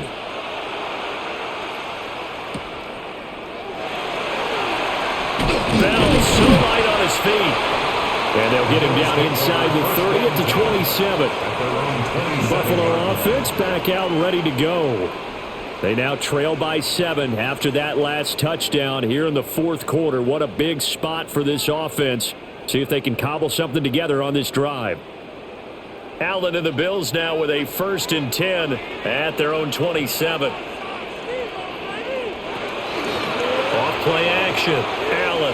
Now he fires deep for Shakir. And that, nearly picked off. It would have been a great time for their first interception of the game. Instead, it's 2nd down. Trying to get a big strike right there and hopefully tie this game up in the late going. But the coverage was there, and this winds up incomplete. Allen going to throw. This to the tight end, Kincaid. They do get a couple, but they'll be left staring at a 3rd and 8 coming up. The completion was given up, but that's why you play zone defense, so that you can have people around the ball when it's caught, and you don't give up much run after the catch. The Bills on 3rd down. Not so hot. 2 for 9 to this point. This is 3rd and 8. Here's Allen to throw it. That is caught. And he's taken down right at the 45-yard line. Well, that's one way to convert on third down, picking up 26 yards. Tell you what, he's been able to put the ball in some tight spots all game long. That throw, no different. Yeah, a lot of people would call it a gutsy type of a throw. I think he looks at it as, I can do it, so it's not that big of a deal to me, and I'm going to keep firing. So they fake the handoff. Now Allen. A short throw pulled in by Kincaid. He's corralled, but not before getting it inside the 35. 12 more yards there and another first down. And what a nice example there of a tight end doing exactly what he needs to do. How about how he worked his way to the outside, made sure he secured the catch, and then anything after that, we count that as a bonus. And indeed, he gets enough for the first down. And able to get this to the 31. They know that old expression, it's not my night. It hasn't been his so far. I don't know if the legs are a little bit heavy. Sometimes having to hang out all day and play doesn't exactly play to your advantage, but it's been a tough go for him. And every time he looks up, somebody's there defensively. That was the same case on that play. To the air, Allen. Incomplete, right side to Cook. And he's going to have another first down as the tackle's made here at the Bears' 20-yard line. A nice pickup there of 11 yards, and it'll move the sticks. What a drive this has been, just chewing up the yardage. And here's one of their best plays yet as they finally get down into the red zone and look to finish this off with 6. To throw, it's Allen. And that's going to be incomplete. Too tough to hold on to that one. It's second down. Have to give some credit to the defender on that one. He read all of his keys perfectly and got a great break on the ball and able to force that incompletion. After the incompletion, here's 2nd and 10 from the 20. Now Allen. And this time he's got the hookup. It's complete. And the Bills are going to be set up with a 1st and goal coming up as they get him down at the 6-yard line. First down. And when you're playing a quarterback with some experience and some moxie, you enter the danger zone when you decide to blitz him, because if he's able to diagnose as he did on that play, he can hurt you downfield. He reads defenses so well, doesn't he? He really does, and the best part about that play for him, I don't think that was his primary target. I don't think so. And he is into the end zone for a Buffalo touchdown. James Cook from 6 yards away. And the Bills are an extra point away from tying this game here in the 4th. Well, he had the rushing touchdown earlier. Now he has one of the receiving variety. Not a bad way to go, right? That's showing versatility. That's also... And now the kick is blocked. And it's usually not a good thing when we start talking about the long snapper, but it was his error that led directly to that block. If this operation is cleaner, we're probably talking about a different outcome.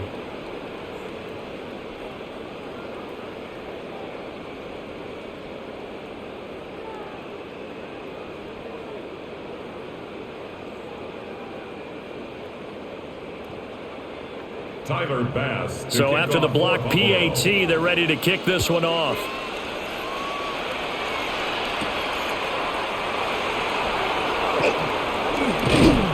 And they will wrangle him down a couple yards shy of the 30. The Chicago offense set to get started. And they've seen their lead nearly extinguished after that last score. But bottom line, they are still on top with the football. And a touchdown on this drive would really put them in position A. Looking to put a drive together. From the gun, here's Williams. And this one too low. You got a young quarterback, maybe that's just an example of a growing pain for him. I think you're right about that, because when the game starts to move fast and it moves quickly on him, a lot of times they fall back on what they know best, their arm. He's slinging it on this one, had a wide open target, but didn't have the proper footwork to increase his accuracy. Here's Williams. Now he's going to step up and run. And he will slide to a stop. He does have the first down. A gain there of 21 yards. It's getting cold in here, partner, because it looks like he's trying to ice this one away. Yeah, I know, bad dad joke, but what the heck, right? Scrambling for that first after the D blanketed his receivers, that's a backbreaker for the defense. They finish this drive off with 6, and this one could be over. On 1st and 10, it's Swift. And he's going to be brought down inside the 45 at the 43. 65 yards rushing for him now to this point. Well, at this stage, that's exactly what you want offensively. Good run on 1st down, stay in bounds, keep that clock rolling. And look at that play chart that the play caller has in his hands right now. That's what you got to focus in on, because that's divided up by sections. And right now, he's looking at that 4-minute offense section. What running plays do we have to bleed down the clock and take care of the football? Right now, they're executing really well. It's a 1st down, and he's also over 190 receiving yards now. What a game. And he's certainly been a huge factor in this one. He's got the 2 touchdowns to his credit. Now they look to him again. He picks up the 1st. Yeah, I can hear everyone saying, well, why don't you cover him, double him, triple him, do what you have to do. But sometimes they get locked into such a groove and such a connection, it doesn't matter how many guys are in his area. He certainly looks to be in that groove right now.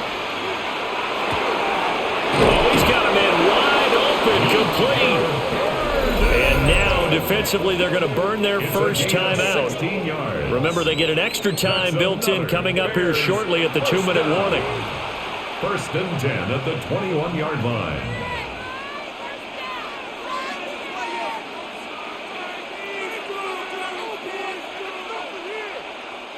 And not totally home free yet, but it's looking good as they come up 1st and 10.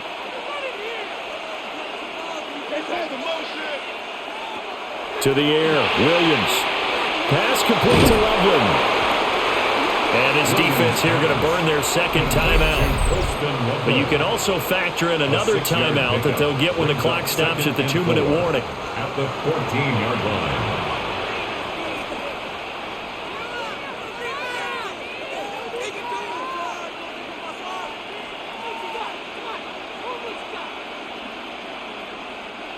Here now, 2nd and 4.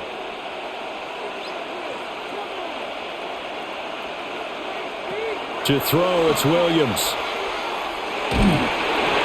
Now throw right side here, going to be incomplete. A great job defensively taking away his receivers, and he was forced to put that one into Lake Erie, but that's what good quarterbacks do. They don't take unnecessary chances if they don't have to. This a big play for both sides. What will we see here? 3rd and 4.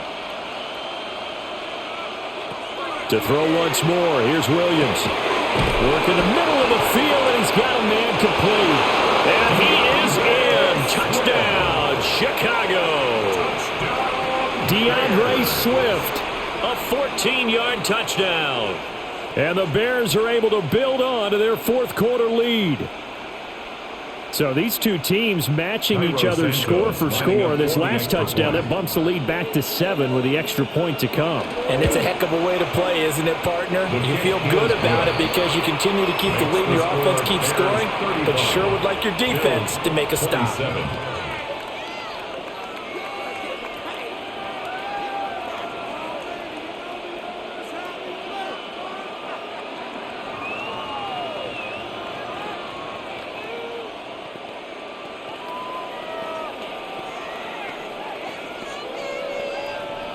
Now after the touchdown, here's Santos to kick this one away.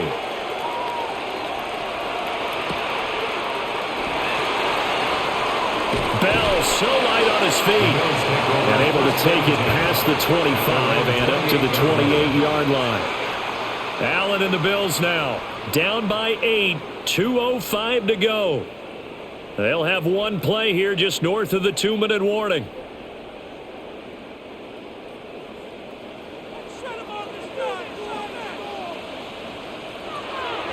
Play action. Now it's Allen. And that is incomplete. Oh, the coverage a little too good there. And it's 2nd down. Incomplete. Well, that one was all about the defender making life difficult for the receiver. Very tough for a guy to hold on to the football through all that contact. He ends up forcing the incompletion. They'll try again here. 2nd and 10. Throwing now is Allen. And his throw here is incomplete.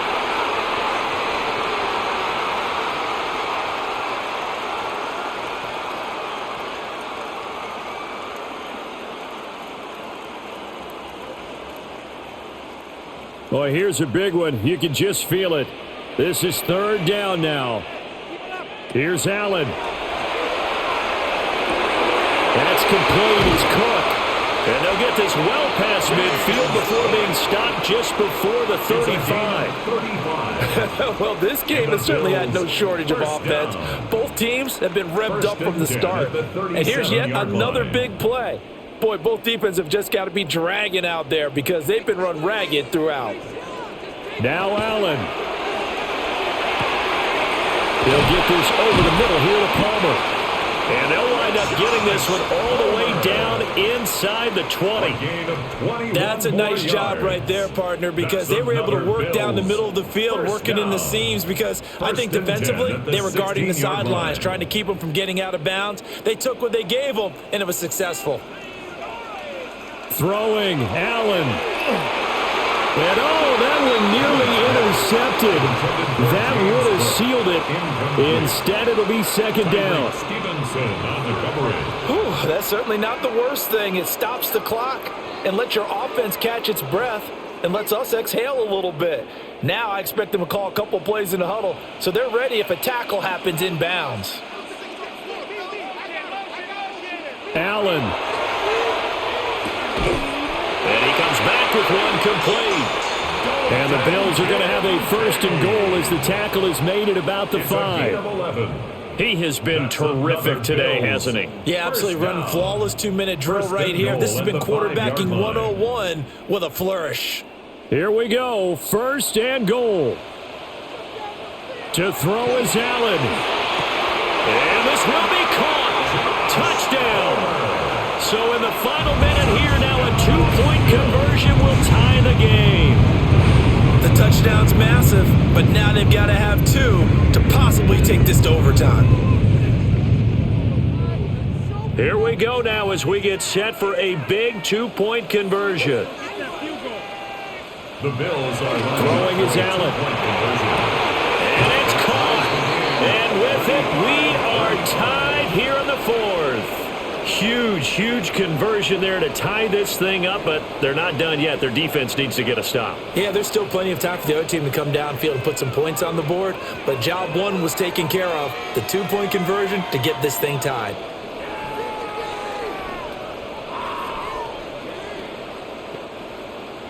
This one, all we could have asked for. All tied, final minute as the kick's away here. Gets around him.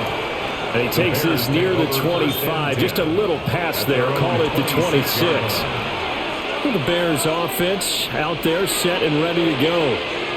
Well, partner, here it is. They've got the chance to win the game. You'd have to think they need to get it near the opposite 40 to have a chance to kick a game-winning field goal. We'll see what they can do. And you're right about that, because if we look at it in macro, that's what it looks like. But I think in micro, the head coach has already asked the special teams coach, what is he feeling? What does he think? Where does he want the football? What's the yard line we have to get? And he's already relayed that to his quarterback and his offense. They know what the goal is. Now the key, can they get there? They suspected it was a power play up the middle coming at them, and boy, were they right. That defense got downhill in a hurry and limited them to just a couple on first down. Right back to Swift again on second down.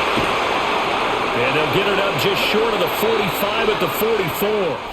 And we have free football overtime. Here we go, my friend. And the way this game played out, this is exactly how it should end, going to overtime, because neither one got an advantage today.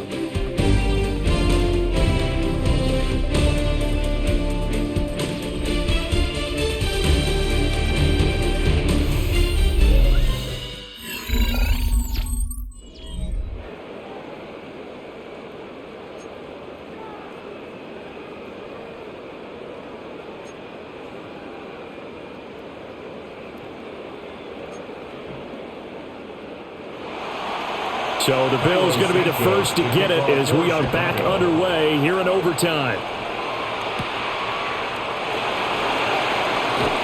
Bell so light on his feet. And he's up across the 25 and down at the 28. Here's the Buffalo offense now as they get set to take over here. And the points, they have come fast and furious in this quarter. You really don't want to be on the defensive side of the ball right now, do you? Because you're either thinking, my replacement may get an opportunity. Your head better be on a swivel. Totally. Or maybe I just need to get out of the game for a while because I just can't slow these guys down. They've got to figure out a way to disrupt these offenses. And typically, one guy makes a big play, and that can help change things. They'll be looking for disruption on both sides right now. Short gain there to start overtime. Almost a tester play, wasn't it? Wanted to see if the guys on defense were going to fit the gaps the correct way because we're in overtime. So it's not just physical tiredness out there, right? Mentally, are you still doing what you're supposed to do? And they were up to the task on that one. And certainly fatigue on both sides of the football. So 5 yards here, 5 on the play. And that'll leave them with a 3rd and 2. I think as he began this throw, you saw that the area was congested, but he has a lot of confidence in his arm, and he fits that one in there nicely. They pick up the catch. Not much yardage afterwards. And he'll be taken down, but not before he works it past the 50. It's a pickup of 17 on that one, and a Bills first down. He's having a big game through the air, and sometimes those smart decisions just dump it off. That's how you continue to have big games through the air. I agree totally. That's a great analogy, a great way to put it, because he doesn't get too greedy where everything has to be pushed downfield, trying to create big plays that aren't there. You dump it off and take that nice gain, and things add up, and now you have the kind of game he's having. Nothing fancy on first down, but a very consistent type of a play. Hit that slant. A lot of people call it an extension of the running game, and it can be if that pass is completed, because you hit a guy on the run like that, he often can go for big yardage. Sets him up nicely for second down, staying ahead of schedule.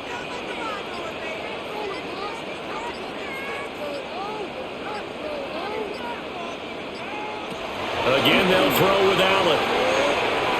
Throw left side, complete. That's Cook. And they'll be inside the 35 now at the 34-yard line. 6 yards to pick up, and that's a first down. Another catch for him there on this drive, Brandon, and it looks like they're going to utilize him out of the backfield any way they can. And that time, they pick up a first down. So now on defense, do you assign a man to him and try and cover him before he gets going? Now that play is blown up, losing yardage back at the 35. Officially, it's a 1-yard loss. That's going to bring up 2nd and 11. Boy, the pursuit there, terrific from the linebacking core. Oh, it certainly was, because so many times on an option play, you'll see a linebacker make a beeline for the quarterback and then zip, one cut, and he's grasping at air. But this time, he locked in on him the whole way, took an excellent angle, and his grasp came up with the quarterback. And that falls to the ground, incomplete. Well, a nice job of bodying him up defensively, and now it brings up 3rd down. When you run in the slant, timing is everything, and against that man coverage, there was no space available, and incompletion as a result. Now Allen. He's got his target. That's complete. And he's going to have another first down as the tackle's made here at the Bears' 20-yard line. 15 yards that time, and a Buffalo first. Shaping up to be a very efficient opening drive here in overtime. And can you feel the tension building? Because I'm feeling it, all right? I've got the sweaty palms here with each play because of the enormity of what's going on. Each play means so much in overtime, and they're handling it well as this drive continues. And he was able to shed one tackle but could not get away from there. They'll give him 4 yards there, and that will bring up 2nd down. 6 at the 16-yard line.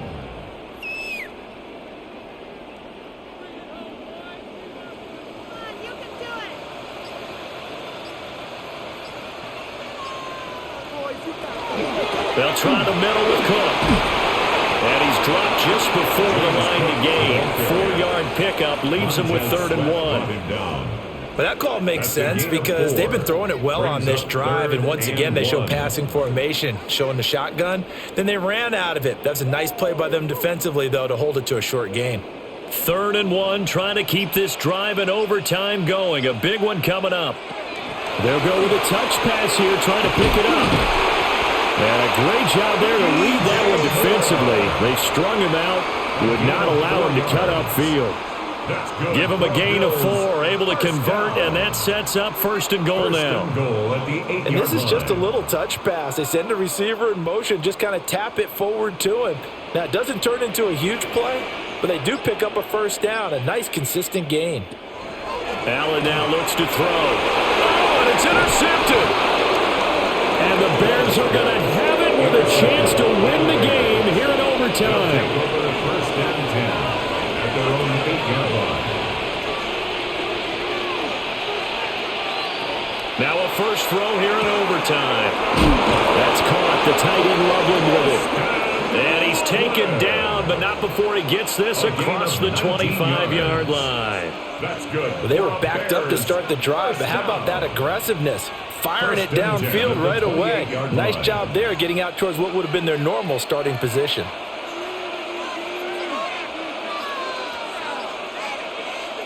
To throw, Williams. And he's got his big tight end here. And he takes this up to the 40-yard line before being corralled. Another connection between the two. This one good for 12 and a 1st down. He's padding his already great numbers here in overtime. More importantly, though, moving his guys downfield. And I think that's exactly what's going through his head right now. Moving them downfield, putting them in a position to win the game. The stats, that's for the fantasy guys. I know they're enjoying that show. They'll fake the give. Now Williams. Pass caught right side by Loveland. And they've got it well across midfield down to the 40 before it's all said and done. And a nice gain of 21 yards. Well, so far, little to no resistance by the defense on this drive alone. 3 passes, 3 completions, 3 1st downs. They're taking it to him, and it's paying off.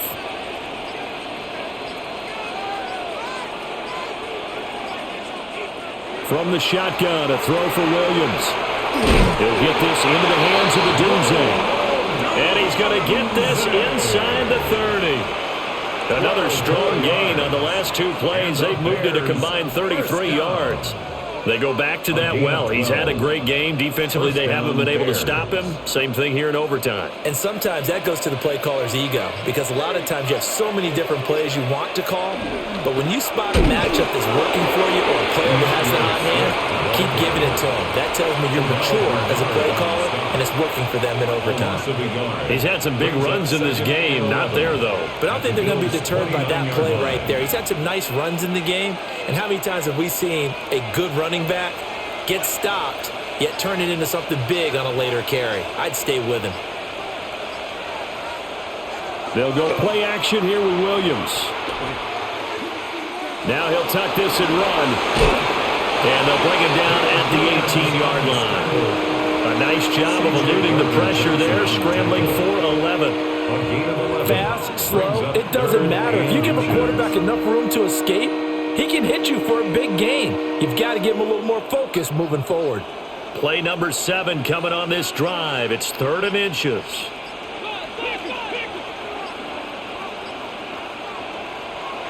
On play action, here's Williams.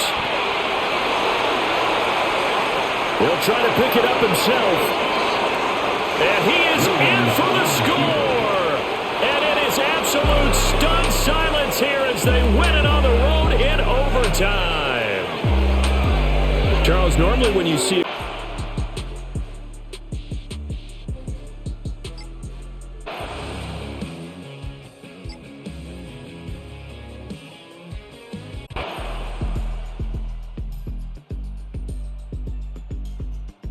second half, a gorgeous day, 1-score game, 1st and 10 here.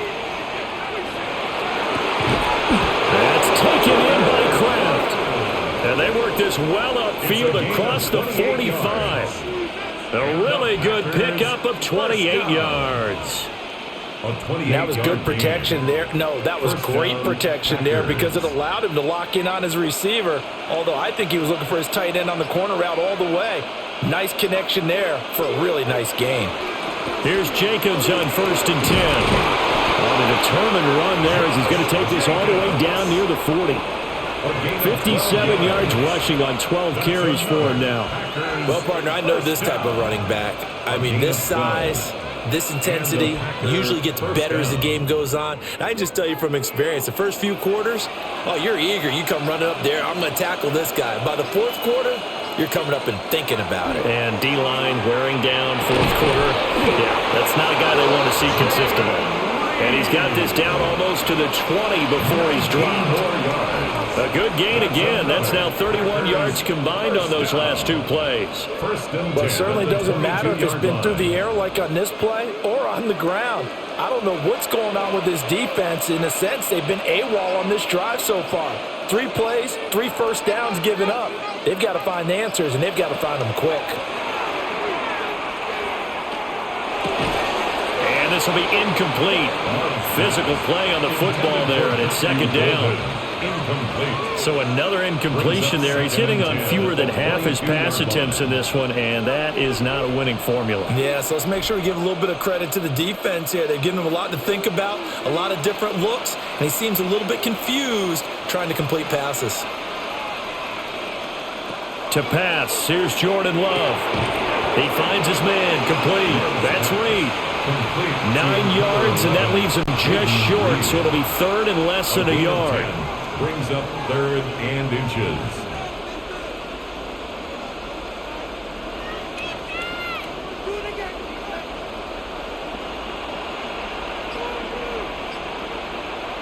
Lowe will sneak it. And he's going to have the Packers first down as they're able to get the third down conversion.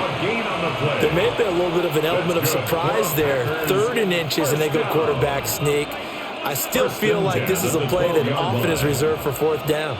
So signs of life in what's been a dormant offense in this second half. Here's 1st and 10.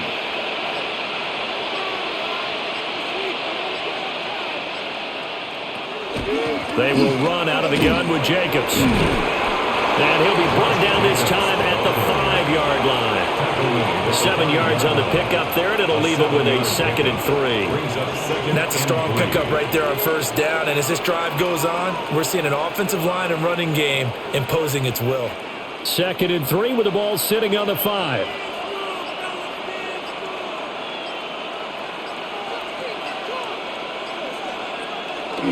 On play action. Love to throw. He's got Watson. It's caught. Touchdown, Packers. A 5-yard touchdown catch. And the Packers put together a fourth-quarter drive to take the lead. And a play fake down near the goal line here worked out well. Anytime you can make them think that you're going to run the ball and go to that play action pass, you see the end result. Usually a touchdown. Is that harder? Is the play fake harder to defend for the defense near the goal line or no? Because there's not as much room to work with. It is harder because down near the goal line, you're thinking much more of a running play, especially if people run out big formations. So it is harder to defend.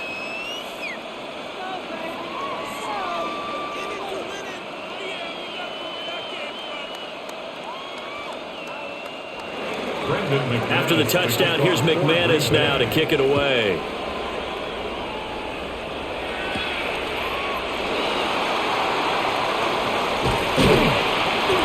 And all in all, a pretty solid return. Nearly got it to the 35. They'll mark him down officially at the 34. Now the Bears offense ready to take over again. And they will be looking to answer the touchdown their defense just surrendered. Still a good chunk of time remaining here in the fourth quarter and a chance to regain the lead in a tight one. Looking to put a drive together. Off the play fake, it's Williams. And that is incomplete. He couldn't hold on through the contact. Brings up 2nd down. It leads to 2nd and 10. One thing you hope to see out of a rookie tight end is a real concentration when the ball's in the air, and I'm not sure that he didn't, but he has to be prepared for people making a play on it when that ball's up for grabs. Here's 2nd and 10. Throw caught by Roman. They do get a couple, but they'll be left staring at a 3rd and 8 coming up.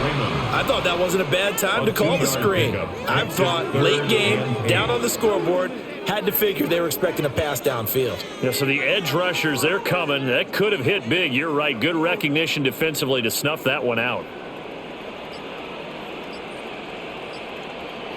Williams from the gun on 3rd down. Working the middle of the field, and he's got a man complete. Second catch for him today, and it'll wind up a first down.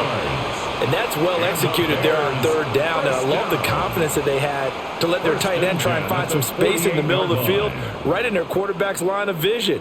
And QBs love to make that easy throw, and they hooked up there for a first down.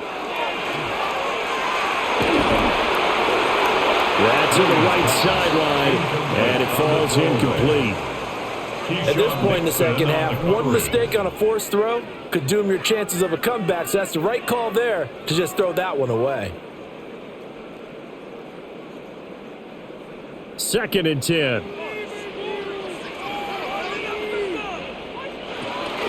From the gun, here's Swift. And this will be taken across midfield and into Green Bay territory. 4 yards the gain, and it'll bring up a third down. That second down play call was not to pick up the first down. It was to accomplish what they did to get them into a manageable third down because they had incompletion on first down, so they were behind the sticks, so to speak. They needed to make up some ground, and they did. To the air, Williams. And that's going to be incomplete. The contact there enough to jar that ball free, and it brings up 4th down. Well, how about the coverage we just saw him break out on third down? Dime defense, blanketed the field with extra defensive backs and speed, unable to find an open hole to complete that pass. So they're forced to punt on 4th as this one's away. The Green Bay offense now about ready to take possession here.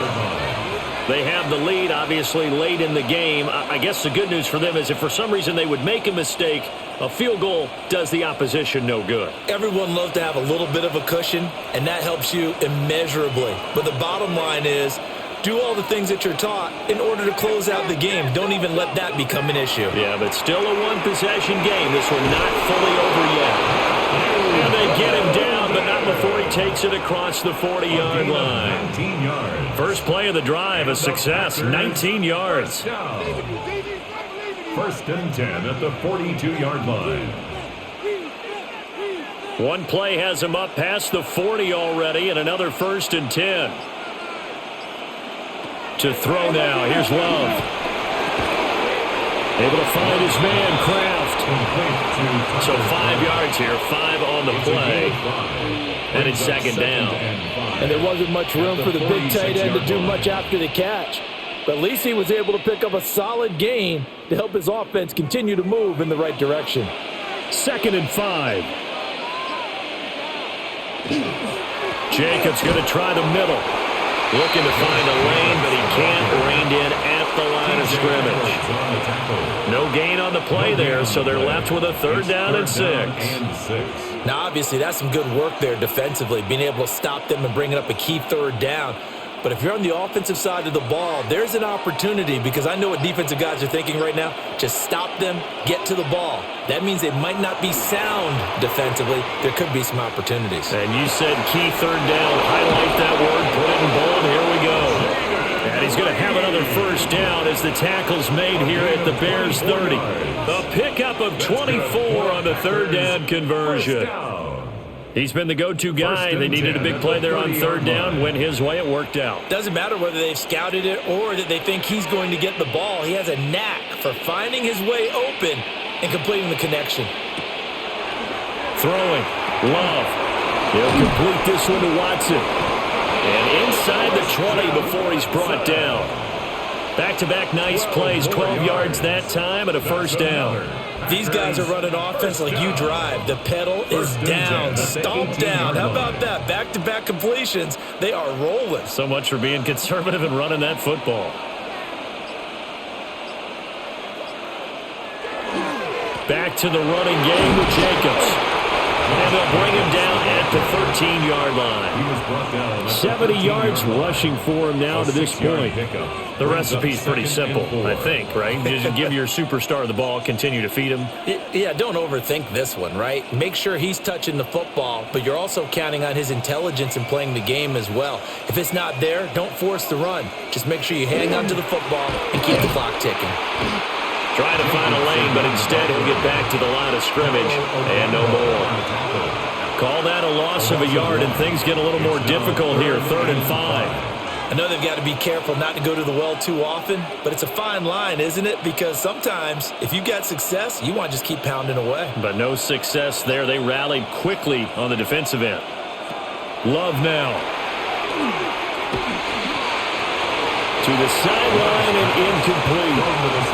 So decision time now, because a field goal keeps it a one-score game. What are you thinking? Well, I'm looking at the down and distance, and that's where the issue comes in. It's not short enough that it's a no-brainer and you go for it.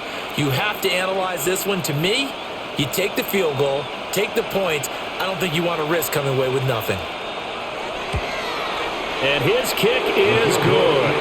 And that'll push the lead up to 8. From a defensive perspective, though, I think maybe they're saying, hey, we did what we needed to do, kept this a one-score game. Yeah, without a doubt, because they were able to bleed some time off the clock, right? Put themselves in a good position, but it's not out of reach yet, okay? Being able to hold them to a field goal means that they do have a chance to come back and win this game. After splitting the uprights, McManus to kick it away.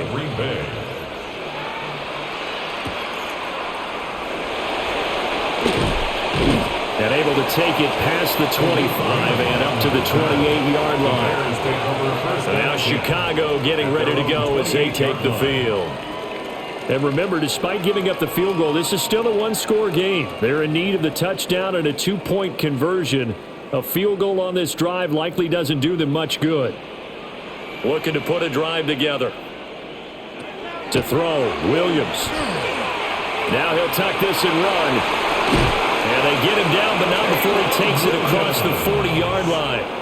Opted to run for it. The decision a good one. Picking up the first, getting 14 yards on the scramble. If they get a game-changing score on this drive, it's going to be because of plays like that. That run was pure heart. Took it himself, found a way to reset the downs, and advance the ball. To throw, it's Williams.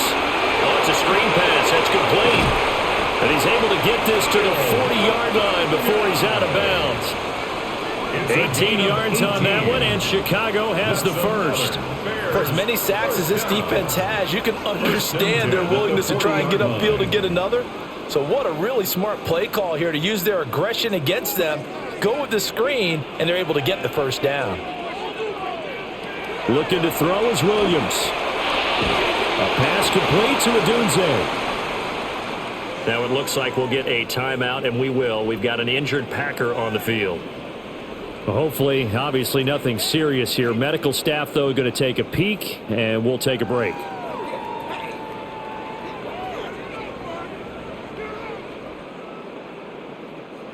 Ball on the 35. Here comes 2nd and 5.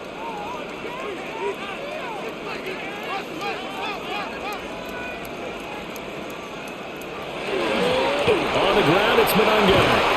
That's some strong running there as he's down just shy of the 20 on the edge of the red zone. It's a gain of 14 yards and a Chicago first down. Hey, they really needed to get something going, didn't they? They had punted on the last 2 possessions. The running game starting to come to the front for them, providing a nice pickup there to keep this drive going.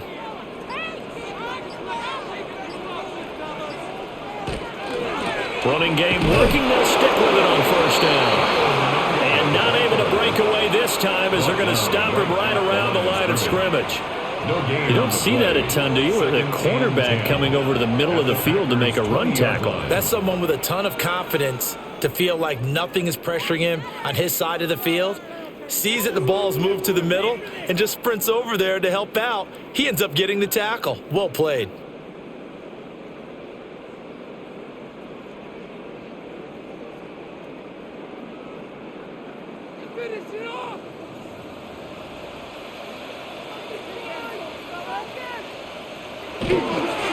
Here's Monangai. Even with that broken tackle, he'll be brought down short of the 15. Tackle made at the 16-yard line.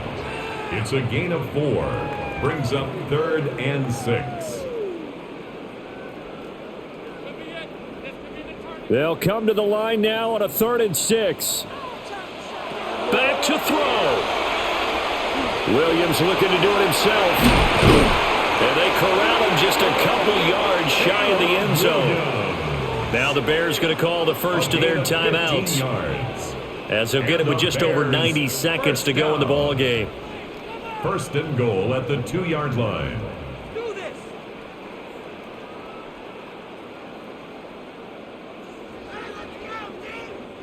Here we go, first and goal.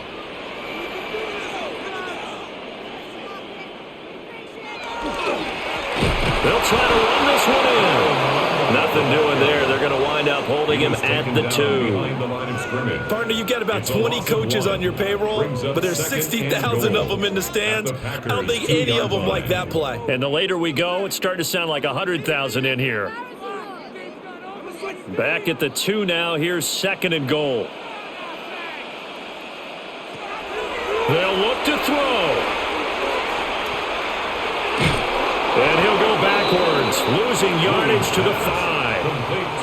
Now the Bears going to use the second of their timeouts as they get the stoppage with just over a minute to go in the game.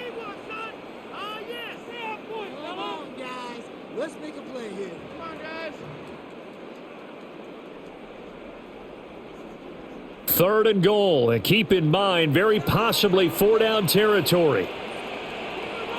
He's back to throw. And this will be caught. Touchdown. So in the final minute here, now a 2-point conversion will tie the game. The touchdown's massive, but now they've got to have 2 to possibly take this to overtime. Here we go now as we get set for a big 2-point conversion. The Bears will line up for the 2-point. Williams going to throw for it.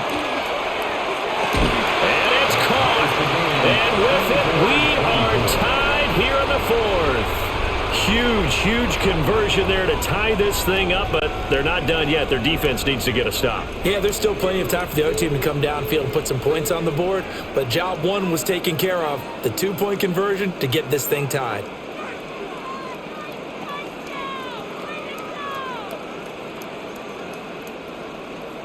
This one, all we could have asked for. All tied, final minute as the kick's away here. And they will wrangle him down a couple yards shy of the 30. The Packer offense now ready to get back onto the field. Well, partner, here it is. They've got the chance to win the game. You'd have to think they need to get it near the opposite 40 to have a chance to kick a game-winning field goal. We'll see what they can do. And you're right about that, because if we look at it in macro, that's what it looks like. But I think in micro, the head coach has already asked the special teams coach, what is he feeling? What does he think? What does he want the football? What's the yard line we have to get? And he's already relayed that to his quarterback and his offense. They know what the goal is. Now the key, can they get there? All runners count on their eyes to find the gaps and creases, to find open space. There is absolutely none on that one. Totally swallowed up on that play. Another try, 2nd and 10 now. Love looking to throw it. Caught on the right side, Reed. The Packers going to use one of their timeouts as they stop it with 28 seconds to go in this football game. A gain of 18 on the play. First down, Green Bay.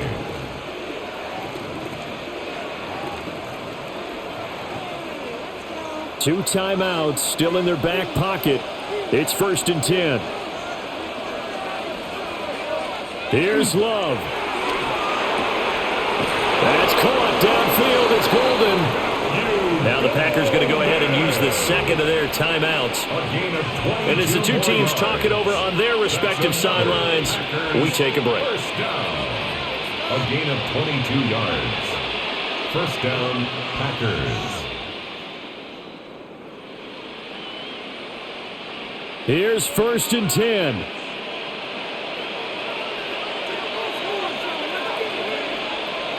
Now Love. And that's going to be incomplete. Too tough to hold on to that one. It's 2nd down. He already came through for them on this drive. No surprise that they were hoping he could do it again. Here comes 2nd down.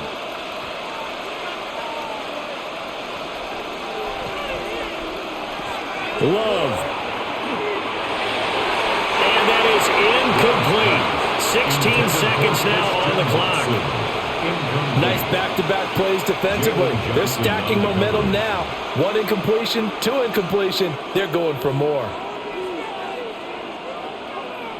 Well, this crowd is making an impact right now. 3rd and 10. Now Love.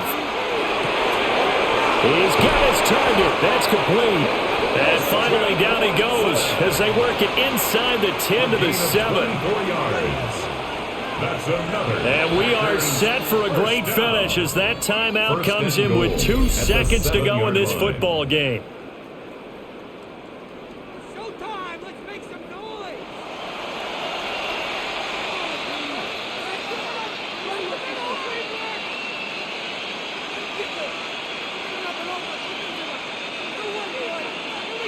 And now it all rests on the right foot of their kicker. And we will get a timeout with 2 ticks left.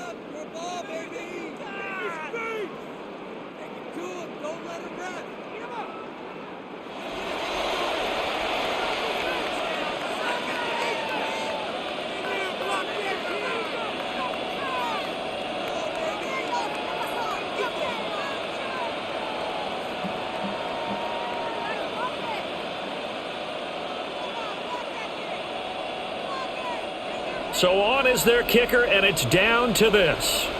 2 seconds on the clock. This for the win. And this one is right through. And there'll be some happy cheeseheads tonight as the Packers have won the game. They knew how to quiet this rival.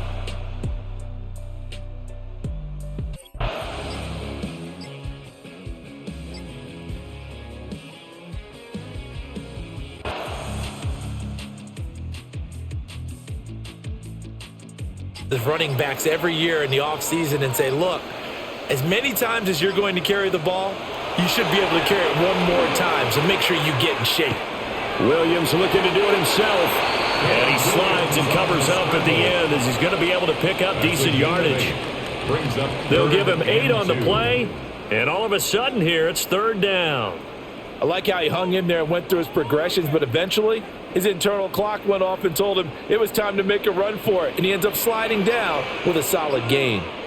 And they'll send the tight end in motion. Williams from the gun on 3rd down. That is caught.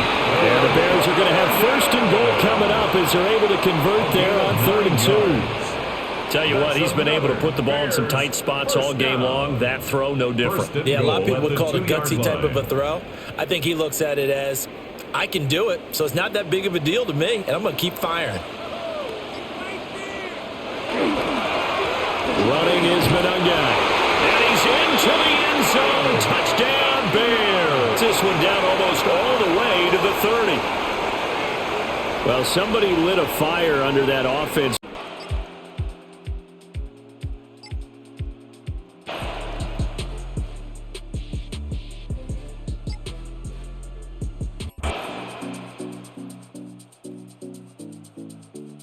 They take valuable time off the clock as well.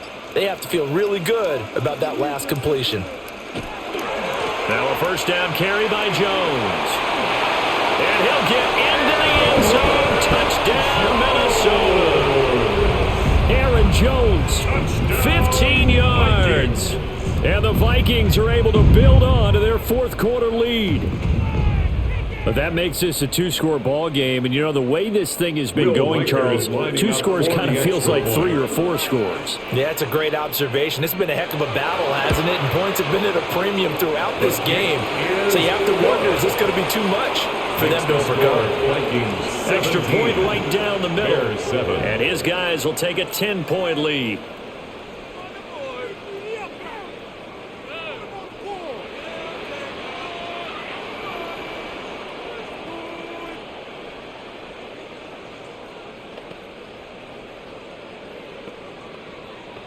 Will Riker The kickoff unit is out on the field, and they will send this one away.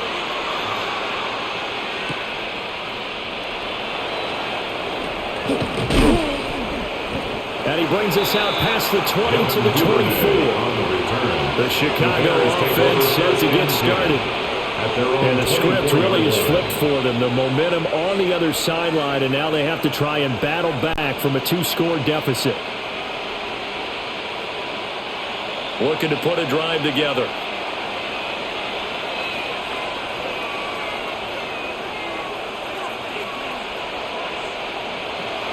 They'll start on the ground with Swift. And they're going to get him behind the line yet again as his nightmare afternoon continues. Yikes, a 4-yard loss really sets him back now for second down. Yeah, another negative play in an early down situation. This one to start the drive. You're putting a lot of pressure on your quarterback to bail you out when you're in second and long yardage. Throwing is Williams. And that'll be off the mark, too far out in front, and it's incomplete. I would put just a little bit too much heat on that one. When you throw it to the outside, you do have to be careful because you got to keep it away from the defender, but you also have to give your own guy a chance too. The Bears on third down, lacking much success, just 2 for 7 to this point. This is 3rd and 14. Working out of the gun, Williams. Pressure coming from the Vikings, and they get there and bring him down. 4 yards. Multiple defenders there to drop him for a loss of 4. Well, certainly some teams are not intimidated by down and distance on defense, are they? 3rd and very long? Let's go get this guy again. Big-time pressure. Here comes the Bears punter now. As the drive goes backwards, so he's on to punt it away. So possession goes over here on the punt. And the Vikings will take over here 1st and 10. Now the Minnesota offense set to take over again. Now there are 2 scores on the plus side. Still time here in this 4th quarter, but maybe you start thinking about playing keep away? Yeah, I think here's the situation. You're not thinking touchdowns anymore. You're just thinking first downs. To keep up with your theme there, playing keep away, first downs, they can't touch the ball. A good job of just fighting through one tackle there to pick up about 3. Second down coming up. 4 yards on the I'm guessing you'd say this is kind of the key here. Grind out some yardage, work on that clock, see if you can continue to tick it down. Definitely, you want to bleed things out at this point, right? Continue to possess the football, gain some yardage, and put the onus on the defense. Do they have to use timeouts? What are they going to do to stop you? You're taking charge. And he'll lose yardage here, back at the 41. It'll go down as a 2-yard loss, and it brings up a 3rd down. And we constantly talk about people being on the same page. In this situation, the 2 of them saw the play with the same eyes. They understood where the open spaces were going to be, and they found a way to get there to pick up a new set of downs. Now McCarthy. He'll try and do this himself. And he'll be brought down right at the 45-yard line. He'll wind up getting 4 yards there on his own, but it also brings up 4th down. Nice call on defense, rolling out the nickel package for that big 3rd down play, and they did an excellent job locking down coverage and forcing him to try and run for it, and he doesn't get there, which brings up a big 4th down call. So they're forced to punt on 4th as this one's away. It'll be a 39-yard punt, no return, and the Bears take over. Another drive coming up for this Chicago offense. Their defense was able to force the punt. That's the good news, but this is still a 2-score game, and they need points on this drive and in a relatively quick manner. They're coming out with a jumbo package to start the drive. They'll fake the give. Now Williams. There's a short one caught by Loveland. And just 3 yards on the catch there. He couldn't get away. And that'll bring up 2nd down. This possession means so much for them. They've got to focus on this drive and find a way to make this a one-possession game. Yes. Got to get a score. Yeah, so good with a field goal. Don't necessarily need a touchdown. To the air, Williams. And that falls to the ground, incomplete. A nice job of bodying him up defensively. And now it brings up 3rd down. Not only did he have a chance to scan the field there, it felt like he had a chance to scan it twice. The protection was that good. Unfortunately for him, the coverage downfield, equally good. Here's Williams. He'll fire deep, looking for more. And unable to connect, incomplete. Give them credit, they took their shot, but it's going to bring up fourth down. Give him big credit for his coverage right there, because when he saw the route break deep, he stayed in position to prevent a completion while avoiding any risk of a flag. Here comes the Bears punter now. He's been one of their few bright spots so far.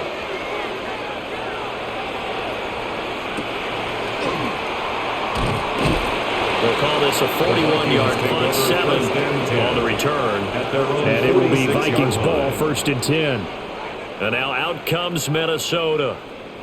They've got a chance now to put this game away following that last defensive stop and punt. Looking to put a drive together.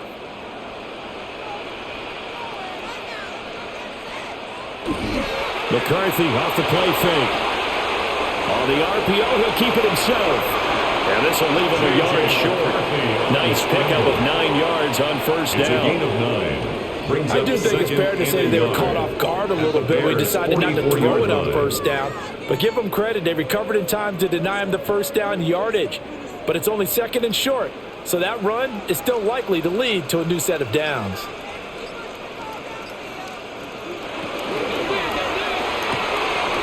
Quickly to Addison here.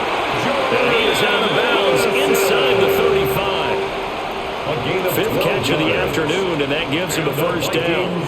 Partner, I like that they're staying aggressive on offense, because to me, this drive is what is known as a put-away drive. You score here, that might put this one to bed. I like the fact that they're playing with confidence and not playing with fear.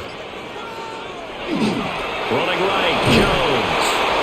And he is going to lose yardage here. Joe Tryon showing in pursuit that time, and he gets the tackle for loss. Well, he can be a load to handle off the edge, and he can do it against the pass. Sure, he can do it against the run like he did there. And you mentioned a load. How about having to adjust to his speed as well? Because not only does he bring some pop, he brings some dash as well. A nice play in that situation. And this one incomplete.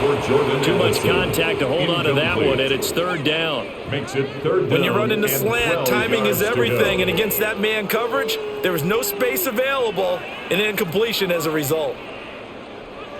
An incomplete pass on that last play, and that means they'll need to come up with something here on 3rd down. McCarthy, he'll set to throw it. And that is incomplete. And the pressure there on 3rd down, forcing the errant pass. 4th down coming up. Putting pressure on the guy throwing the football is always good, but when you can couple that with contact on him that leads to an incompletion, as we just saw there, that's winning football. So here we go. Maybe the biggest kick of the game forthcoming. It'll be spotted on the right hash. A 52-yard attempt. And this one is right through. And that will open the lead up now to 20-7. So that maybe not a knockout blow, but I suppose certainly every little bit helps when you're trying to salt one away in the 4th. Well, the possibility of being beaten by 2 late touchdowns or at least sent to overtime does exist, but time, definitely a big factor at this stage of the game, is in their favor. Minnesota's kick team ready, and the Vikings boom it away.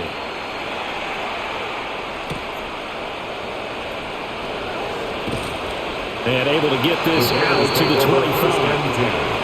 And now Chicago getting ready to go as they take the field.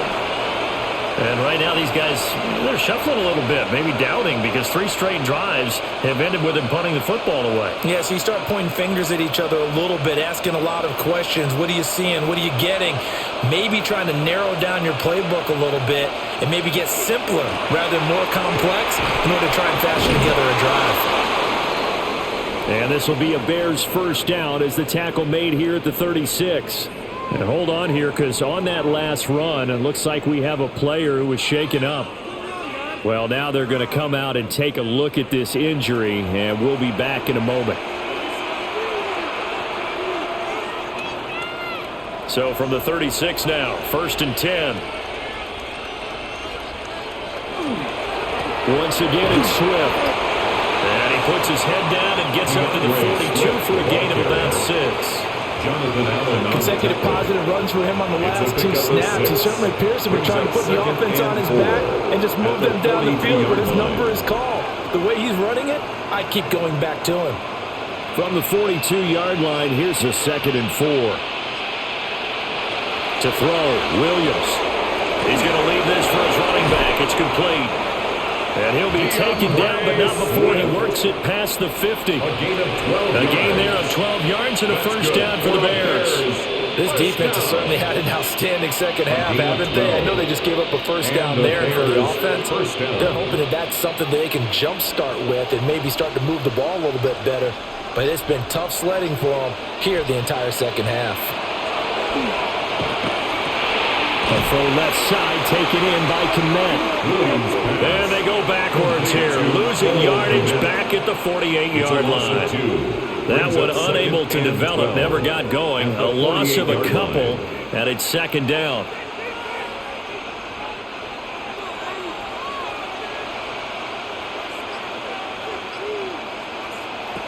From the shotgun, a throw for Williams.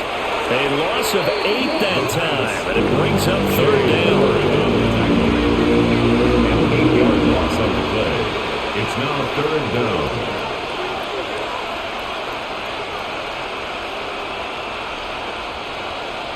Facing some long odds here if they hope to convert, as they're well behind the original line of scrimmage.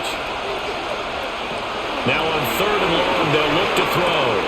That's downfield. He's got Loveland. And this is going to turn into another first down as the tackle is made at the Vikings' 34-yard line. You cannot write these guys off just yet, not with a quarterback like that under center. You mean it actually crossed your mind with him running the team that you could actually maybe write this game off? Not yet. Not a chance. Not with him. We've seen it too many times. On first down, he'll drop to throw. He's got this complete to Burden. And he's going to get this down near the 20-yard line. Back-to-back nice plays, 12 yards that time and a first down. But correct me if I'm wrong, you're down 2 scores. I don't think you need to rush just yet, but you can't take your time either. Yeah, even if you don't want to commit to full 2-minute offense, you have to up the tempo, up the urgency. Maybe you're starting to call 2 plays in a huddle each time you snap the ball. Back to the running game with Swift. And he is in. Touchdown, Chicago. DeAndre Swift, a 21-yard touchdown run. And the Bears have made it a 1-score game again here in the 4th. Well, they've done a pretty good job keeping him in check to that point, but he finally breaks off a nice run here and gets into the end zone. And it just takes one, doesn't it, partner? That can undo a lot of good work that the defense has done to that point. You break off one right there, and everything suddenly looks bad for you.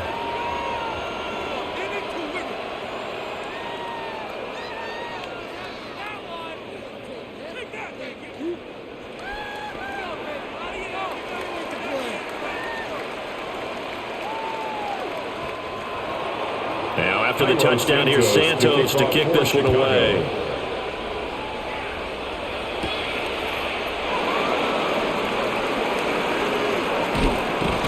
And all in all, a pretty solid return. Nearly got it to the 35. They'll mark him down officially at the 34. Minnesota now ready for their next possession.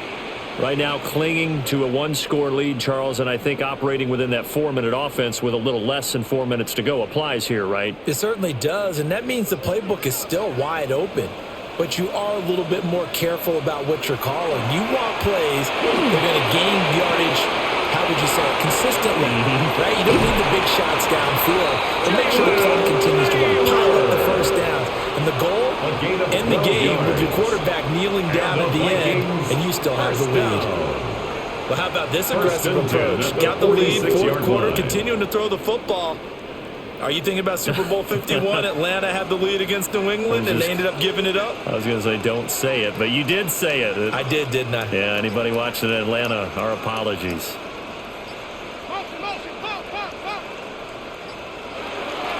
On play action, McCarthy. Going underneath, he's got Hawkinson. Now the Bears going to call the first of their timeouts. And as the two teams talk it over on their respective sidelines, we take a break. Vikings, first down. First and 10 at the 39-yard line.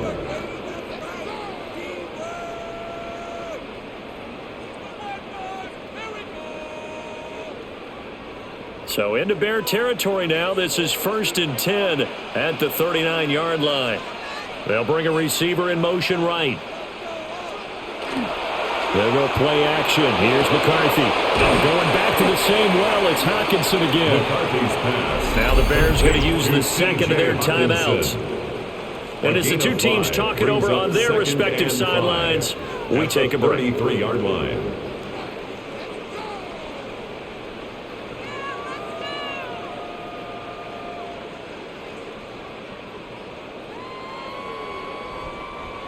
From the 33, here's second and 5. Up the middle, Jones. Now the Bears will use their third and final timeout. And as the two teams talk it over on their respective sidelines, we take a break. Brings up third and 3.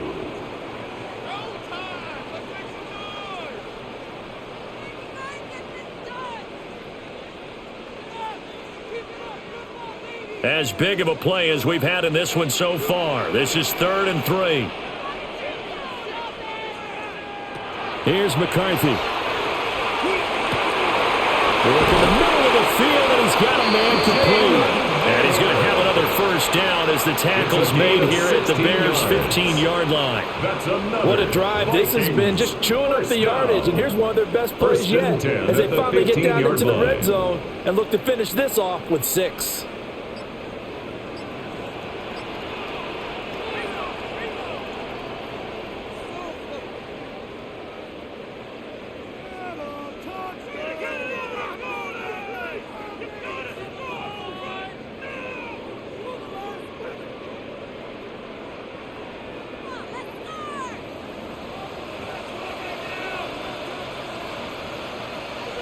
And they will take a knee here.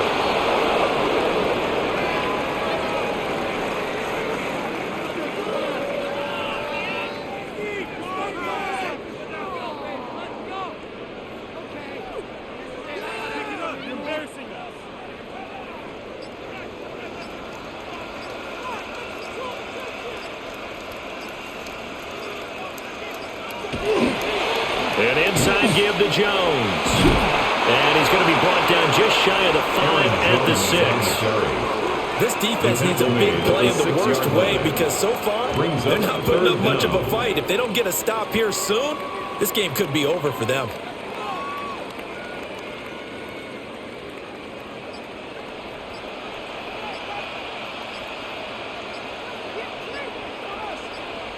Clock counting down toward 40 seconds as they take the knee. We all just got a heck of a show, partner. This was a close game for a long time. Close